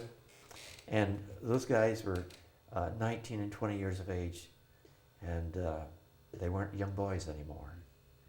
They saw what war is. And then they landed in some of their invasions. We had Marines, and we had the LCMs, not LSM, LCMs, and then the VPs on there. Boy, it was really loaded at that time. And they'd take the Marines ashore, bring them back 45 minutes later, and put them in the deep freeze. They were gone. Somehow, sometimes the Navy gets their ammo fixed and it's set, not quick enough, and it kills our boys. We had a lot of young men that were killed by our own fire. And so the fellows on there was really something. And here we were, put in with these fellows, and they accepted us so well. We were a family. And I got into commissary. From commissary, I went to the issue room, which I could do all the work in 2 hours a week, but I knew how to get it done. And then when they began to send people home, I went into the butcher shop. They had 2 men in there. I went in there and had a helper, and he was gone in 2 weeks, and I could do what they did. I could do it. Yeah. They in there just long enough to know how to cut the meat up, Yeah. I could dress a chicken in 60 seconds. Wow. Yeah, you use the cleaver. They bring chickens out, they're all frozen in a box about that long, this wide, and from Gainesville, Georgia. And when you break it out, it's all, it's frozen. So you take the cleaver, cut the head off, the legs off, and then leave them out to thaw. Yeah. You leave them there for 24 hours more, and you had a really good odor in there. You got used to it. Oh, it was a great odor, But I enjoyed my time there. Only thing I didn't enjoy is when we ended up in Japan, of course, and then we went south to just north of New Guinea and picked up hemp. Hemp. You know what you make out of hemp? Oh yeah. Oh, we had hemp like you wouldn't believe. Oh man, and that was quite an experience going down there and picking up hemp. I didn't have to pick up hemp, And it so happened we had one, and of course I was our refrigerators here. I'm over the butcher shop. Well, the little place where I cut meat was half this size, and then you had a freezer over here, a big freezer, and then you had a vegetable locker here. Okay. And but we had great big freezers for meat because we supplied the fleet. Huh. So we get down there and we have 3 guys that are killed, not by enemy territory. It was where they shouldn't be. And so when they were killed, they brought him back and put him in one of my deep freeze. Wow. That was quite an experience. They're my buddies. And Rollins, Rollins, boy, I know there's names. He was, one's from Georgia, one's from, oh boy, and one was from here. His name was, oh boy, from Fowler. Oh, I know that name as well, my own, but it's gone right now. And they wanted me to take him home. I couldn't take him home because I'd have to tell them the truth of how he died. Yeah. And it hurt the family. Well, they sent the biggest liar in the Navy home with him. Yeah, you stay with the body. Yeah. His name is Sear. His last name is Sear. Sear, Rollins, and what's that? Sits on the bow. No. Yeah, well, Fowler's a Well, name of Fowler's town. 10. Yeah, and I talked with Sear just 6 hours before he was killed. Wow. And he was going to have a great time. And I said to him, I said, you know, life is worth more than just a good time. You know, you're going to get a headache and you may be killed, all stuff like that. And he was dead in 6 hours.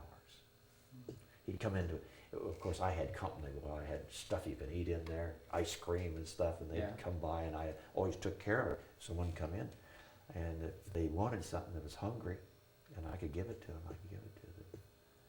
And but I'll tell you what had happened. We have a garbage detail in the evening. Two fellows takes the garbage. It's, you know, you have a lot of garbage from that truck or from the ship, Right.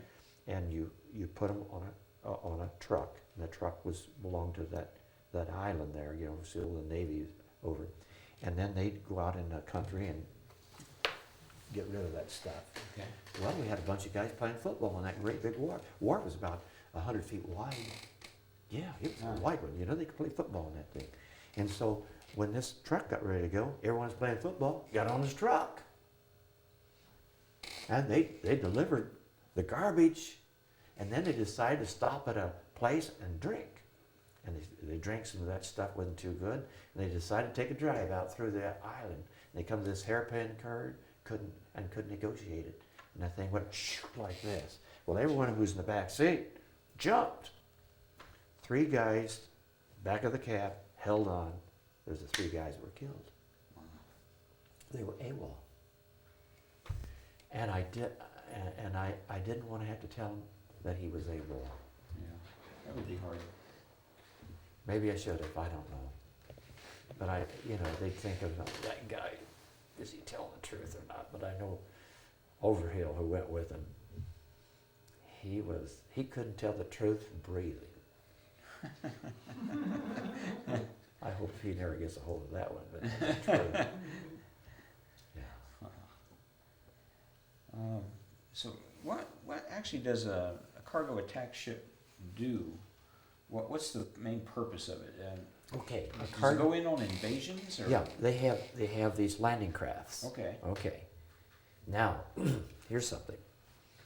When we get ready to invade an island, the Navy, Big Admiral back here, asks for volunteers to make dummy runs. A dummy run, say this is your island over here. Okay. And the captain of the Virgo was not afraid of the devil himself. He was always first to say, we'll go dummy run. Wow. And so they'd start in. Now the dummy run like this, and it's going towards the island, guess what it does? It draws fire from all the batteries on the island. And here's the Navy back here. They see all of it, okay? That's all they need. Yeah. They'll knock them out, and then we're ready to invade it. Huh. Now that's one of the operations, but we had landing crafts and everything. Okay. There's a movie on the USS Virgo, and I've never seen it. A lot of my buddies have seen it. It was after the war, because it was quite a ship. Were you in on any of the invasions? No, I was never in on that. I got over there after. We supplied Halsey's 58th Task Force of the 3rd Fleet up and down the coast of Japan. Had Japan not have surrendered when it did, we'd have gone in. But the 2 bombs that was dropped by the command of the Commander-in-Chief, which was our president, ended the war. It ended it 6 months to a year way ahead of time. Saved my life. Because you know what? When we got into Tokyo Bay, Right. it looked so peaceful. I was there for months, 7 or 8 months. And all at once when they began to undrape everything, there was all kind of firepower out there. Right. And they were hauling ammo out of those hills like they were honeycombed for the 7 months. And you know, they take them out in the middle of Tokyo Bay and drop. There's all kinds of stuff at the bottom of Tokyo Bay. Those things start blowing up. I don't know what happened. Wouldn't that be fun? Drop something down, let it like this, and they'd be rid of it? No.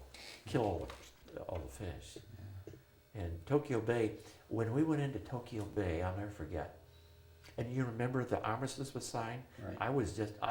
I was right there on the ship, but I was there to see and here was the USS Missouri, and there's where the armistice is signed on it, and we were as close to that ship as from here down to the light down here. We were pretty close because we supplied food, you know. Yeah. Yeah. Worked out.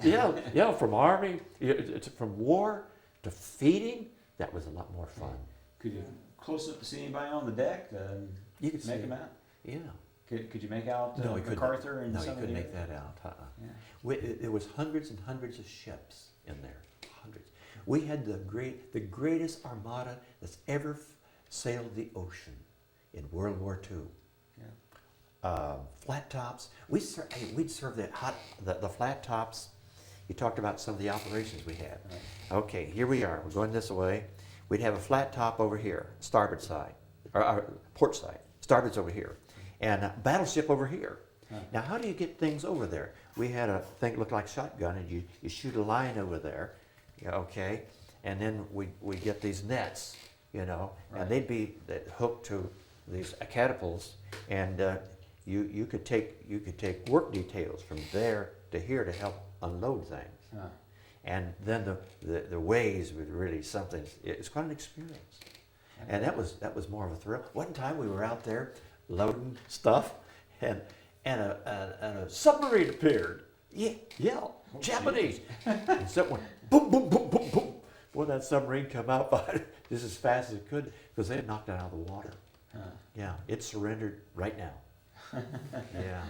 So who fired it? Your ship fired My it? ship didn't know because we were loading. Okay. Yeah, thank God we didn't have to do it, you know. Yeah. Well, I know we had firepower on there, but we had all of our hatches open. We had all kind of fellas down in the holes, Yeah. you know, emptying things. And where was I? I was in the galley. That's a pretty good deal. Yeah. No Yeah. bad at all. My Yes. dad was a cook. Huh? My dad was a cook. Was he really? Yeah. Yeah, it was. I learned to do a lot of things. What was the most impressive ship you saw? The USS Missouri, USS New Jersey. They were they're 1,300 feet long. Beautiful ships. Now they're going to take those battleships and they're going to do away with them. They'll have about 1,300 men on that, or Yeah. you know, used to be men, now it's men and women, Yeah. and they're beautiful things. Right. Just fantastic. I was so proud of them. I wanted to get on one of them, but you know, I wanted to get into the Marines or into submarines Yeah. because they pay you good money. And I couldn't get into it because it's too close to the war. Yeah. Because I can stand close quarters, and it's been a lot of fun. Well, I see why they get high pay. They don't ever get to spend it. That'd be Pretty fun. dangerous Yeah, work. some of them's going under the polar cap, you know, Yeah. North Pole. So that's really So you were in Japan for a while, and you told us a little bit about that. Japan. I was there until April of 46, and we went in there in the fall. So it was in the fall, around October, clear around to April, and it seemed like eternity. It really did, because we had guys going home. Yeah. I remember the first contingent that went home, and one of them was my buddy that died today. I just found out about him dying. You know, Chet Franks. And they tried to call me, and they were my last four digits is 5554. Right. She had 5534, Oh. and if she called, they said this phone has been disconnected, and I hated it because I would have been there at his funeral. Yeah. It's best maybe I didn't. Maybe. Yeah, I'll get out to see her. Invite her down to our condo when we get down to Florida. Yeah. Did you ever go anywhere near Nagasaki or Hiroshima while you were there, or did you No. get out that No. way? I've seen a lot of different stations. when we first time I went ashore. Well, Tokyo was pretty messed up, wasn't it? Yeah, Didn't but it get bombed pretty heavy? fairly. But hey, listen, those cities south of them was Yokohama. Yokohama? Man, everything was down. I saw remains of human skeletons when we first went in there. Yeah, it had a terrible odor. We just bombed the pants out of Japan before we went in there. Yeah, we really did. And they still weren't ready to give up. Oh, when they dropped the tube, Yeah. man. I mean, that as did it. heavy as that bombing was, we did probably as much damage and probably killed as many or maybe even more people than what we did in those 2 bomb attacks. And yet it was just You know what? It was just ferocity. of it those was two. just acres and acres of nothing much higher than this. Yeah. Like Yokohama was in bad shape. Tokyo near the palace was not touched. The park was not touched. Yeah. The things that with historical value was not touched. Now, and that's why it was in England and Germany. Certain things were not allowed to touch. Off limits, huh? One bomb happened to hit fairly close to St. Paul's there in London. And I've been there at St. Paul's and they fixed that. It was repairable. So war at that time was different. We're living in a different day. It's not troops today. It's not the big tanks. Right. It's not the big airplane that's going to win this war. You remember when the Revolutionary War came, and we didn't have much of an army, but we whipped the British Army. Why? Because we fought like the Indians did. Yeah, We got behind the trees. That's right. And those guys, they all marched in lockstep right into death. No way. Great targets. Yeah. So now it's a completely different thing. Where I don't know what it's going to take. I really don't know. The war of the future is completely different. These kids aren't going to get the recognition that a lot of others did because of what they're doing is a lot of it's in secret. And the thing that worries me most is we as a nation must now keep our composure. Politics should not enter into what this world conflict which we're in, because if we let it, it will tear us up. I kid you not, it will tear us up. So how'd you get back from Japan? Can you... The ship I was on came back. We got, in fact, I got off of that ship on the 30th day of May, 1946, and I was discharged the 7th. They sewed a ruptured duck on my. Oh man, I tell you. And I was so glad. But you know what? I found that my rights as a human being were more protected in the military than it was in civilian life. And when the Korean War started, I was free. But I went down to downtown here. We're in Muncie, Right. not here because I've been on this site, to join the service again. And those guys, bunch of greenhorns, never been in battle or anything. They give me a hard time, and I told them where they could take their stuff and shove it. I really did. I said, "Hey, you're not talking to a young kid anymore. I've been there and I did it in some ways.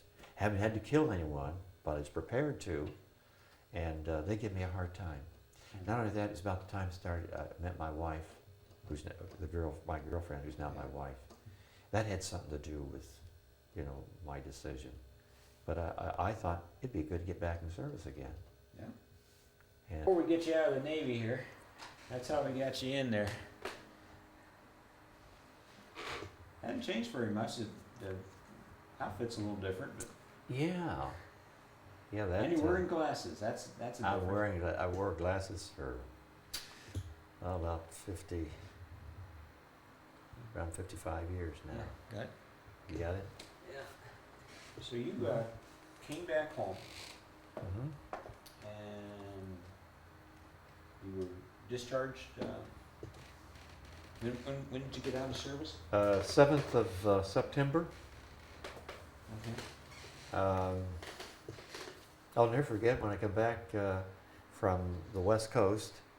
There was some kind of something going on that they needed military men because they thought they'd need them because people were raising a rumpus and they needed us. So they put us through a training, you know. And I'll never forget they taught us how to use a club, not like this, like this, Yeah. and how to, person grabs it, how to get a hold of it, and you can really, you have to be fast to do it, and God always give me the fast moves, body's fast, so I never had to worry about anyone, I can outrun. So is that teacher chasing you around? He taught you how to run. Oh man, you bet, Yeah, I wanted to whip him, and you know what, and I'm glad I never found him, because I could have done it. Especially when I come home from service. And I just, wouldn't that be something? My big regret is I wasn't able to tell him I forgive him.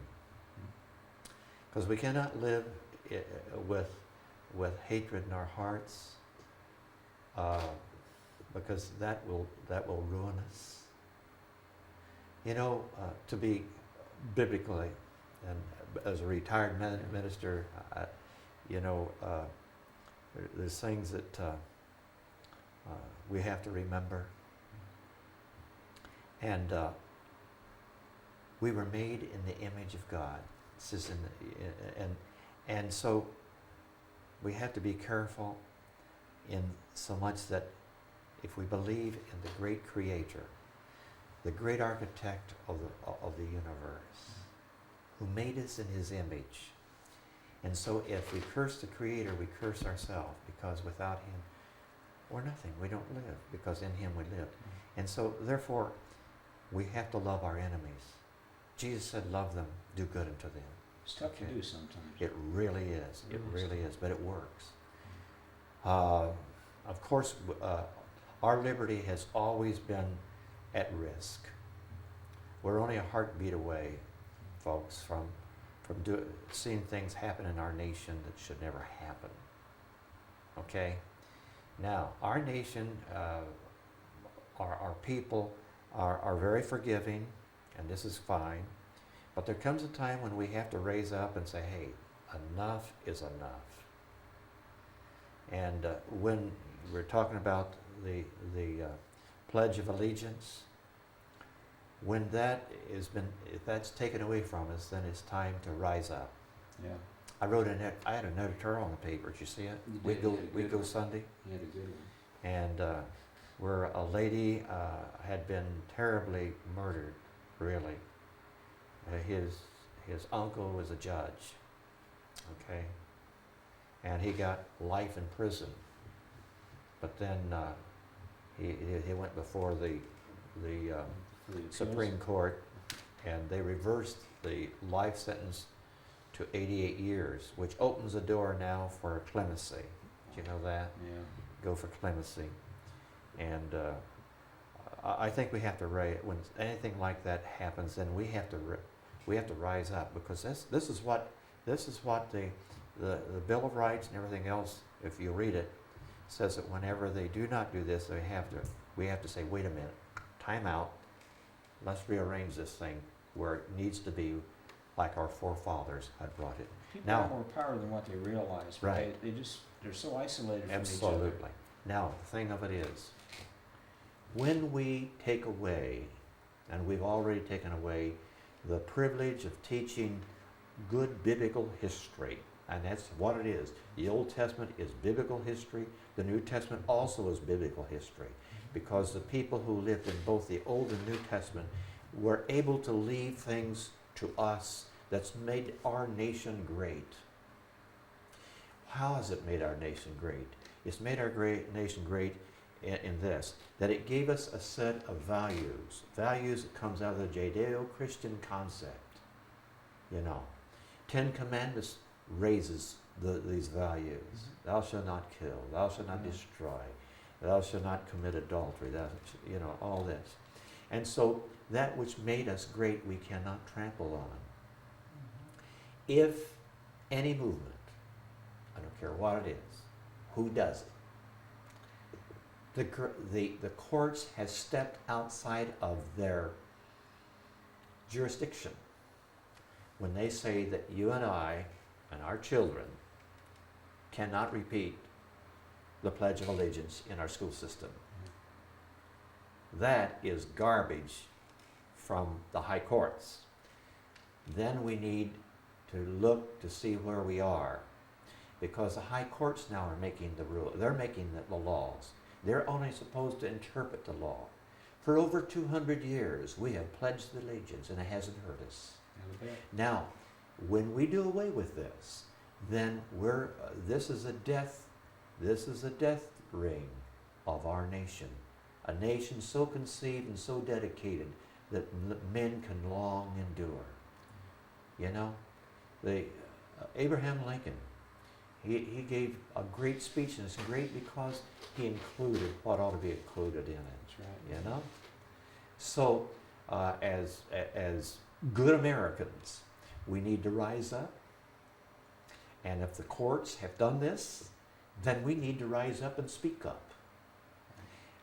But we have a segment of our society who is so pious. I'm not talking about religion. I'm talking about people who thinks what they think is the best way to go. And they say the best way to go is to take the Bible and completely put it aside. Huh. I find out by reading the Bible, there's a lot of things that it's not too pretty, but it's life. Okay? As long as Israel obeyed the commandments of God, it had nothing to fear but fear itself. It was when they were in disobedience, things happen. Now God has blessed our nation wonderfully, but if we do not rescind what I heard a while ago, that we can no longer recite the Pledge of Allegiance in the school. Okay, my advice is pledge it anyway. Yeah. It's not law. It is not law. It's not unlawful to recite it in a classroom or any place else. What can they do to you? If every classroom in America pledges it. Okay? I saw that there was a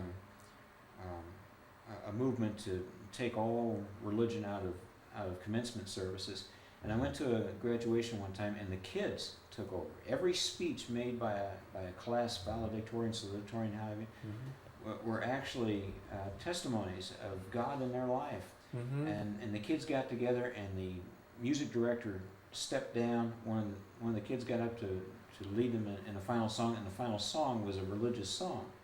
The kids wanted to do it. Right.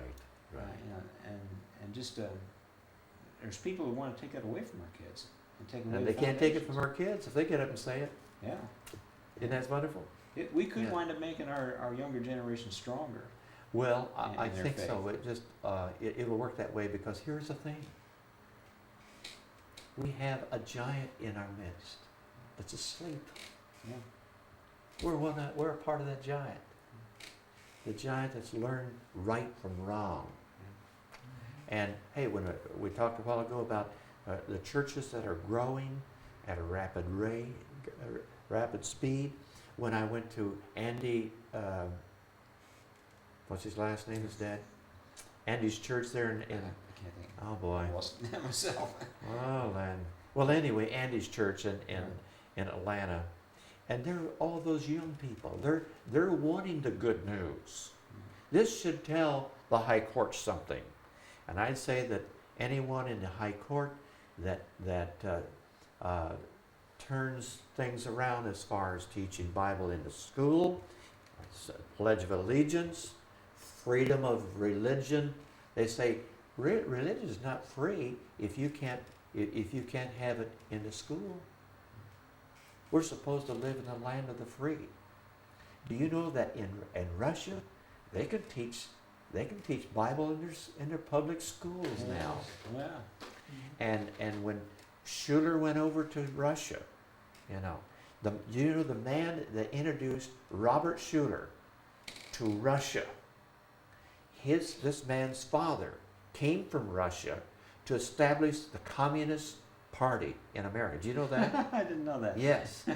And his son, of course, went to school here. Yeah. And going to school, he'd say to his dad, communism isn't going to do it. It isn't going to do it. So one day, this fellow, the son now, is a multi-millionaire, probably a billionaire.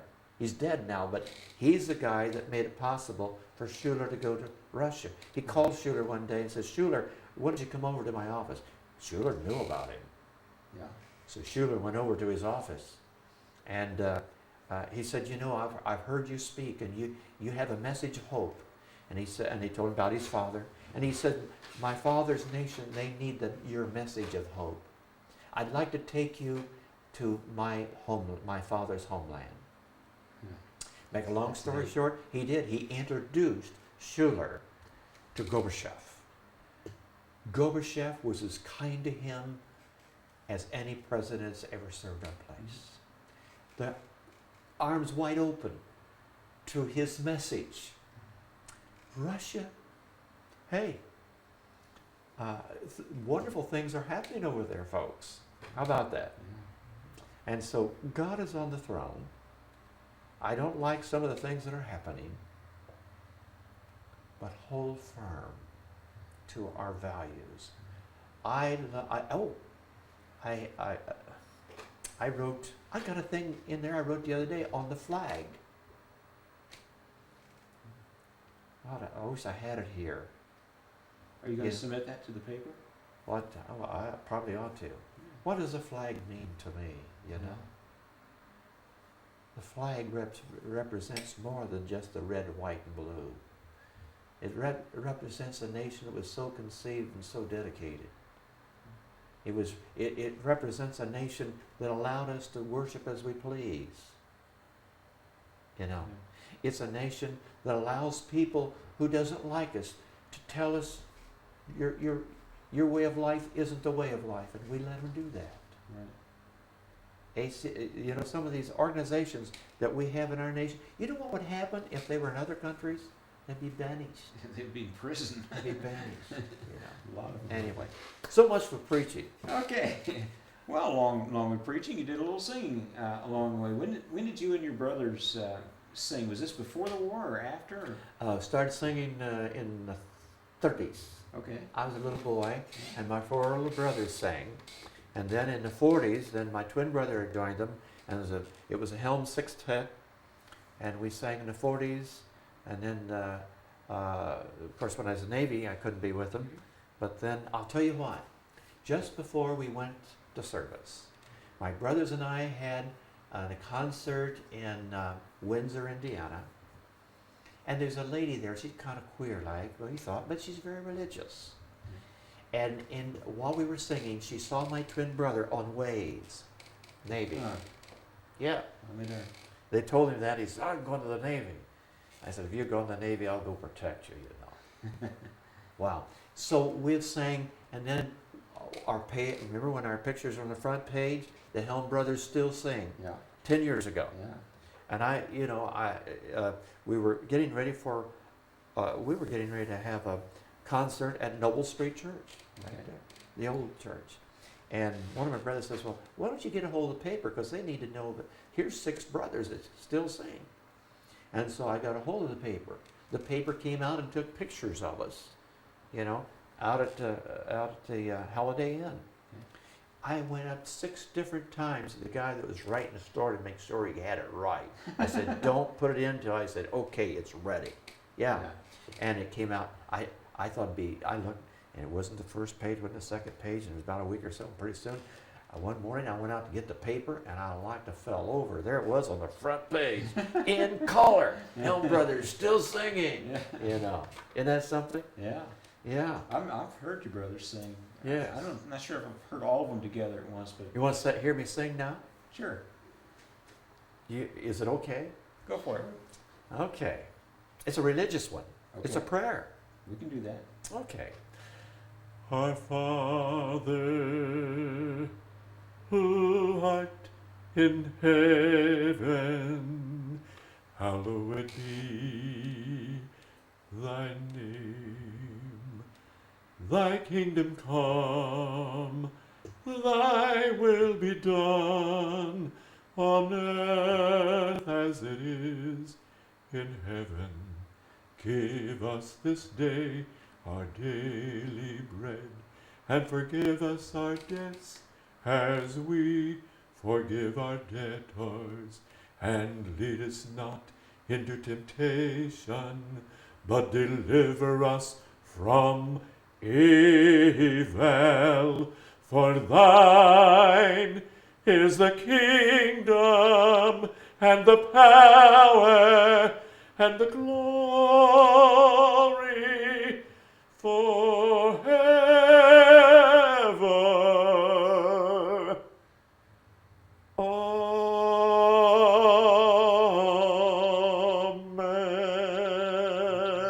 Amen.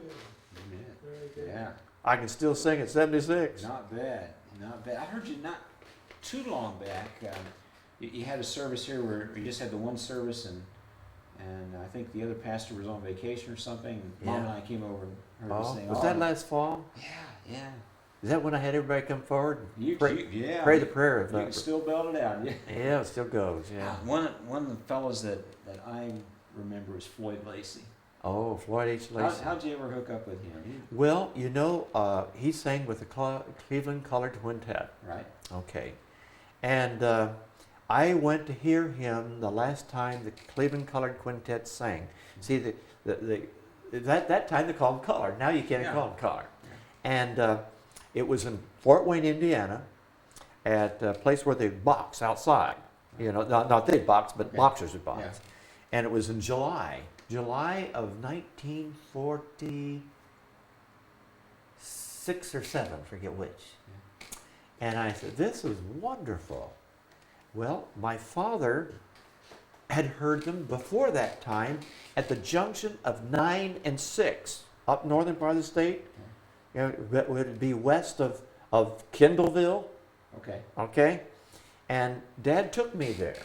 And Dad got acquainted with the high tenor.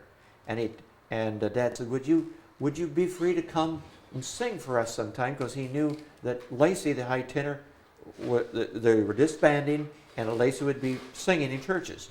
And he says, okay. So he came to my dad's church. He packed it out on the second and third night. Oh, yeah. Yeah. So guess what?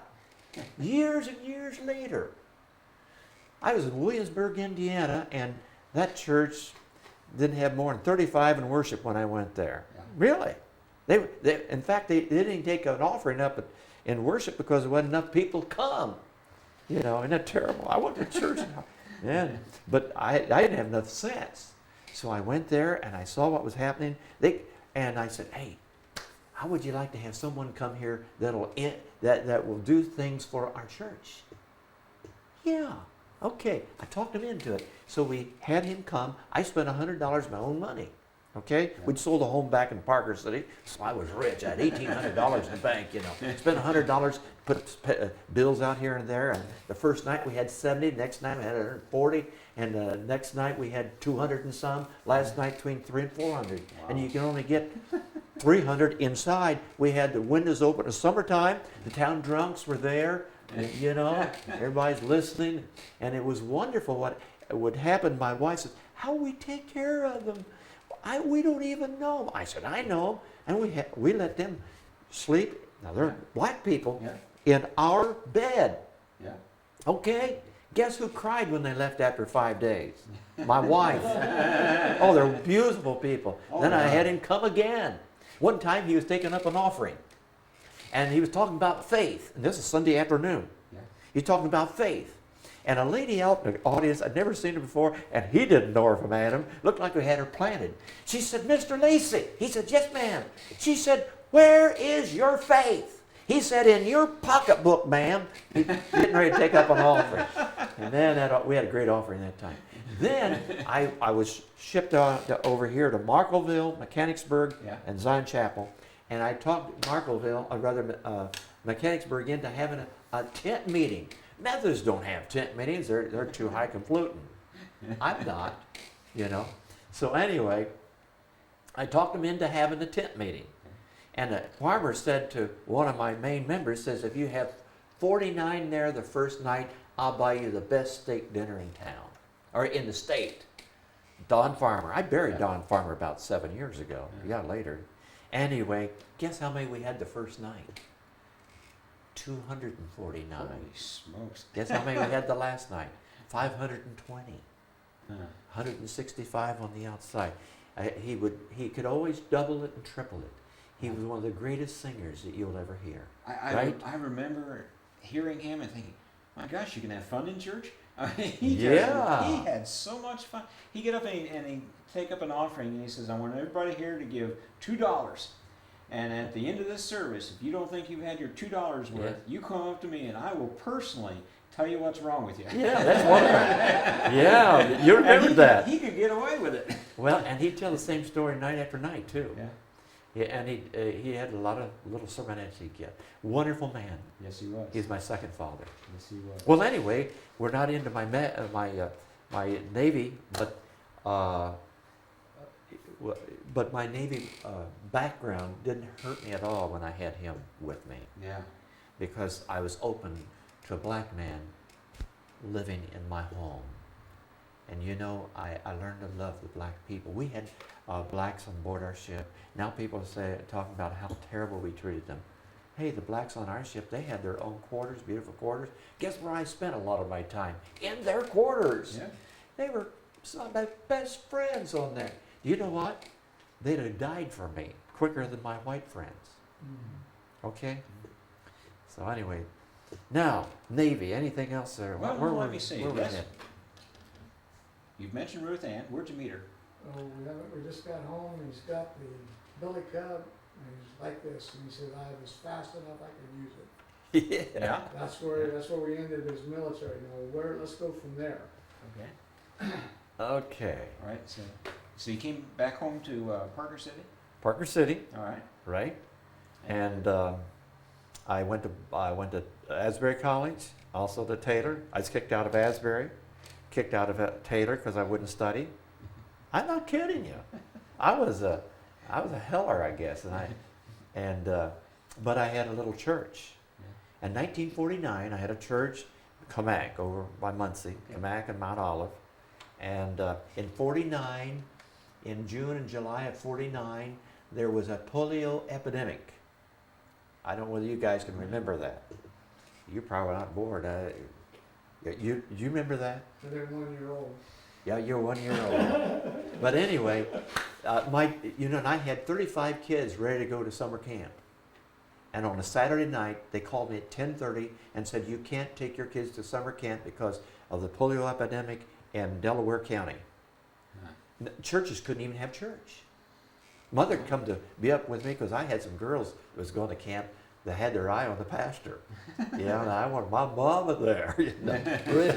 And so 10:30, I had to get word to everyone. So I had this thing where I call one person and they called four, and then I said, as soon as you're through, call me back. Don't call me until it's about midnight. Then call me because we got to get these calls out. We got the calls out to everyone. Okay. The next day, I go down to Shirley. Shirley Wilkinson, you know where that is? Yeah. Dad was pastor at Shirley and Wilkinson. And we got down to a service at Wilkinson. And Dad asked me, do you want to preach? Sure. I had a sermon ready because wouldn't let me preach back there. So I was preaching, and my wife, who was in the choir at that time, she's back there in the choir, you probably know. And so she heard me preach, and she thought, I just wonder if I'd have a chance with this guy. Well, why should I have a chance with him? He doesn't have hardly any hair. See, the hair I bought here is mine because I paid for it. Anyway. Maybe you took it away, they didn't give it back. No. Yeah, anyway, when the people left the church, pastors go to the back door. Right. I was there when she came through and put her hand in mine, and I had a lot of girlfriends. I had a lot of friends. And I saw her. You know what? I saw the Spirit, experienced the Spirit in her, in what I was looking for as a wife. And I thought, here is my wife. She didn't know it. We became, that was in July. Our first date was 19th of July. First day of, I think, Korean War. And the 10th of February, I gave her a diamond. Now, I was in a meeting at that time. I gave her a diamond, went on to the meeting in Greensboro, where had a great time there. But my wife was, she was a freshman, she was a sophomore at Ball State, and when we became engaged. And then we didn't get married until between her junior year and senior year. And when we got married, her dad says, well, we got you up here, and now you probably won't finish. I said, you tell your dad you're going to finish. I made more money the first year I was married than I'd made in the 2 previous years. You know, Nice. life was never the same. And she's meant a lot to me. She's, and then when I went back to school, she typed out my papers. I could write it out, but English was terrible. And so your papers, when you write a paper, it has to be grammatically correct. If you have 3 comma faults, you can get an F. Okay, and in graduate work. And but I learned a lot, and she helped me through school. I did the work, she did the typing. I got the degree, and she's got me. That's an interesting way to say it. Yeah. Okay, now let's get her name now. Her name was Ruth Anna Walker. Her father was a very big farmer in down here in Hancock County, and I remember her mother bought her a coat, and her mother says, "Well, you better wear this a long time because preachers can't afford this kind of coat." Well, I made sure that she had many coats since then, you know, and the Lord has been good to us. We have never been. We're not rich, but we're not poor, you know, and we both have new cars, and they're paid for. She never bought a car, always buy the car. She had a 90 LeSabre Buick a year ago, maybe. She said, I'm going to buy a car. It's good. She says, but you're going with me. I said, oh, now Ed, keep your mouth closed. Let her make that decision. But boy, it was hard to keep my mouth closed. But she got what she wanted. She got an OnStar on it, you know. Yeah. And of course, months later, I had to get one with OnStar too. But she's been wonderful. We have 3 sons. They've all got their graduate degrees. Our daughter. Okay, let's get names here. Okay, What's our become oldest of son each is our oldest son is Mark David. He's the pastor at Ford Street United Methodist Church, and and Lapel, yeah. And then there is our daughter Lydia. She received her first degree a year ago, May. She graduated cum laude. Okay, and I graduated Lodi. How come? How about that? Now Lydia's married. What's her last name? She married a lawyer. She worked 1 year out of school, and she she graduated here at this little place down here. It's now Anderson High School. Oh yeah. Well, it had a wonderful name. Good old Madison Heights. Yeah, there you go. And so she graduated from there. And then worked. And while she was working in D.C., my twin brother is with the Internal Revenue there. And so she lived with him and worked for Interstate Commerce. And when they went in to try out, she could type 90 words a minute cold. Pretty good, yeah. Good. So actually, when she finally got her degree, she graduated cum laude, of course, and which I was very proud of. Oh, yeah. You know. Now there's Lydia Joan Helm. Nafpliotis is her last name. He's Greek. Yeah. He's been very good to her.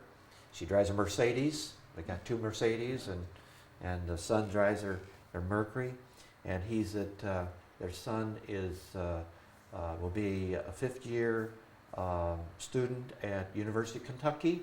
He plays the trombone. It was a trombone that saved him thousands and thousands of dollars because he's quite a trombonist. Huh.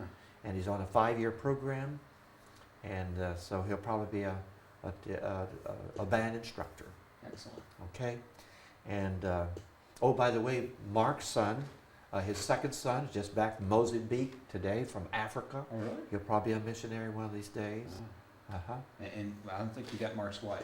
Mark, Kathy Hubbard from Michigan. Okay. Mhm. Now we have our third child is Stephen Douglas. Stephen is presently, of course, in Florida, has a beautiful home down there, and is in a church. He's not the senior pastor, but the senior pastor is giving him full open door because he's, well, the senior pastor says he's brilliant, which he really is. He has his IQ is very, very high. We've never told the rest of our children how high it is. I will not tell them. Very high. And he sits in here, he can listen to us, he can, and he sits with you and he can tell you just about who you are and what. But he won't do it unless you have, he's very kind. Isn't that wonderful? He's very kind. This big church wanted him. He took a church from 50 to 500. And now at Easter, they had 15,000 at their Easter service and turned away about 3,500. Wow. But anyway, he has full charge of kind of managing things. And when he speaks, he's speaking tonight, be the third time. When he speaks, the crowd gets bigger and bigger on Wednesday night. It'll go about 1,000 to 1,800 tonight. Wow. And I told him I want some recording. They have audio recordings. Okay. And then we have Dan. Oh, by the way, his wife is Julie Swartz, that we met at Monticello. When I left here, I went to Monticello to be the pastor there. And then now there's Dan. Dan is also a pastor, ordained. They have their degrees. He is, at this particular time, is up north of Peru. You ever hear of Mexico, Indiana? Oh, yeah. Okay, his church used to be in Mexico, and a storm hit it, and it's a brand new facility. It was built before he got there, and the thing's going great guns right now. And by the way, they're going to have 2 services, because the young people coming in, they want contemporary. You have your others, so they're going 2 services. And that can be done. Steve did it at his church. When he went contemporary, the thing just exploded, you know. But contemporary is not, you know, that's not the only way to grow a church today. There's various ways of growing a church, especially if you have if you're purpose-driven, you know. You guys are purpose-driven to be away from home and here to doing this. And here I'm talking and sharing with you some of the things that I've experienced in my day, in my life. And you know what? I'm jealous of you guys. I wish I was 40 to know you know, what I knew then when I was your age, what I know now. I'd probably make some of the same mistakes, possibly. But I think I have a lot of confidence in you guys. Thank you. I really do. And because we have to. And I when I first came to this church, a young man sat to my left. He has 2 degrees. He has a great job at General Motors. And after being singing with him to choir for about 3 to 6 months, I turned to him and said, "Gary, you're in the wrong stall." "What?" I said, "You are in the wrong stall." "What do you mean?" I said, "We need you in the trenches in the Methodist church." Never said anything to him. Maybe once again I said something to him. And about 5 to 6 years later, I was having open heart surgery. And Pastor Steve came in and says, "Guess what?" I said, "What?" He says, "Gary's answering the call to the ministry." Wow.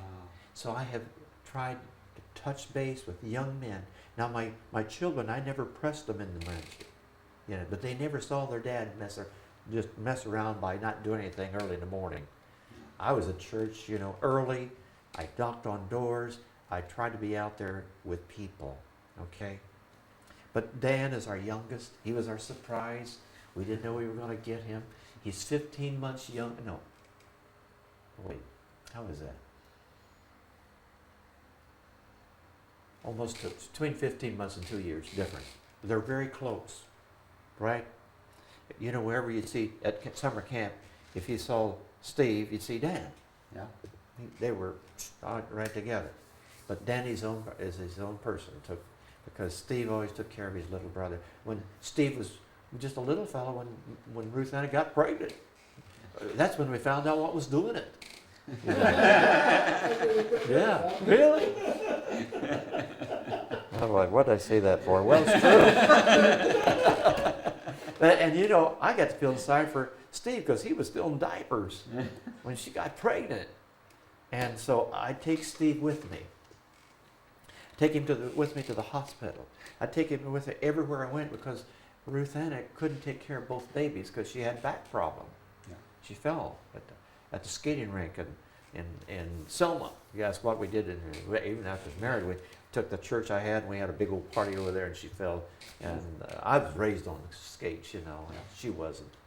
But anyway, Dan has been a great son and been a real blessing to us. I can't imagine your family without him. Oh, I mean, no. really, any of them, and they're all so different, and yet they all just seem to get along so well together, and they're just Yeah. a very loving Yeah. group of kids. And, Well, we always did things together. yeah. And you know what? On Steve's kids down there in Florida, he's the only pastor. They got a lot of pastors. When he's on the front row, guess where his family is? Right with him. His family is They the front want to row. be together. They really, And his daughter, we flew down to her commencement, yeah. summa cum, Wow. 4 point something. And you know, I thought, oh my, I'm glad that she had a smart grandmother. Yeah. Well, you guys got anything else you want to ask about? Oh, any kind of medals or ribbons that you picked up along the way? And Only just the theater of war of European theater of war, the war American theater of war, Okay. because you know we war all around us, and also then the Pacific theater of war, victory medal. right. I have that. I guess the greatest thing I have out of it is the memories that I had. I wouldn't take $1 million for it, nor would I give a nickel to get back into the military Yeah. service. But it was good for me, I think, in the end. It didn't hurt me any. I appreciate, and I hope I haven't wasted your time.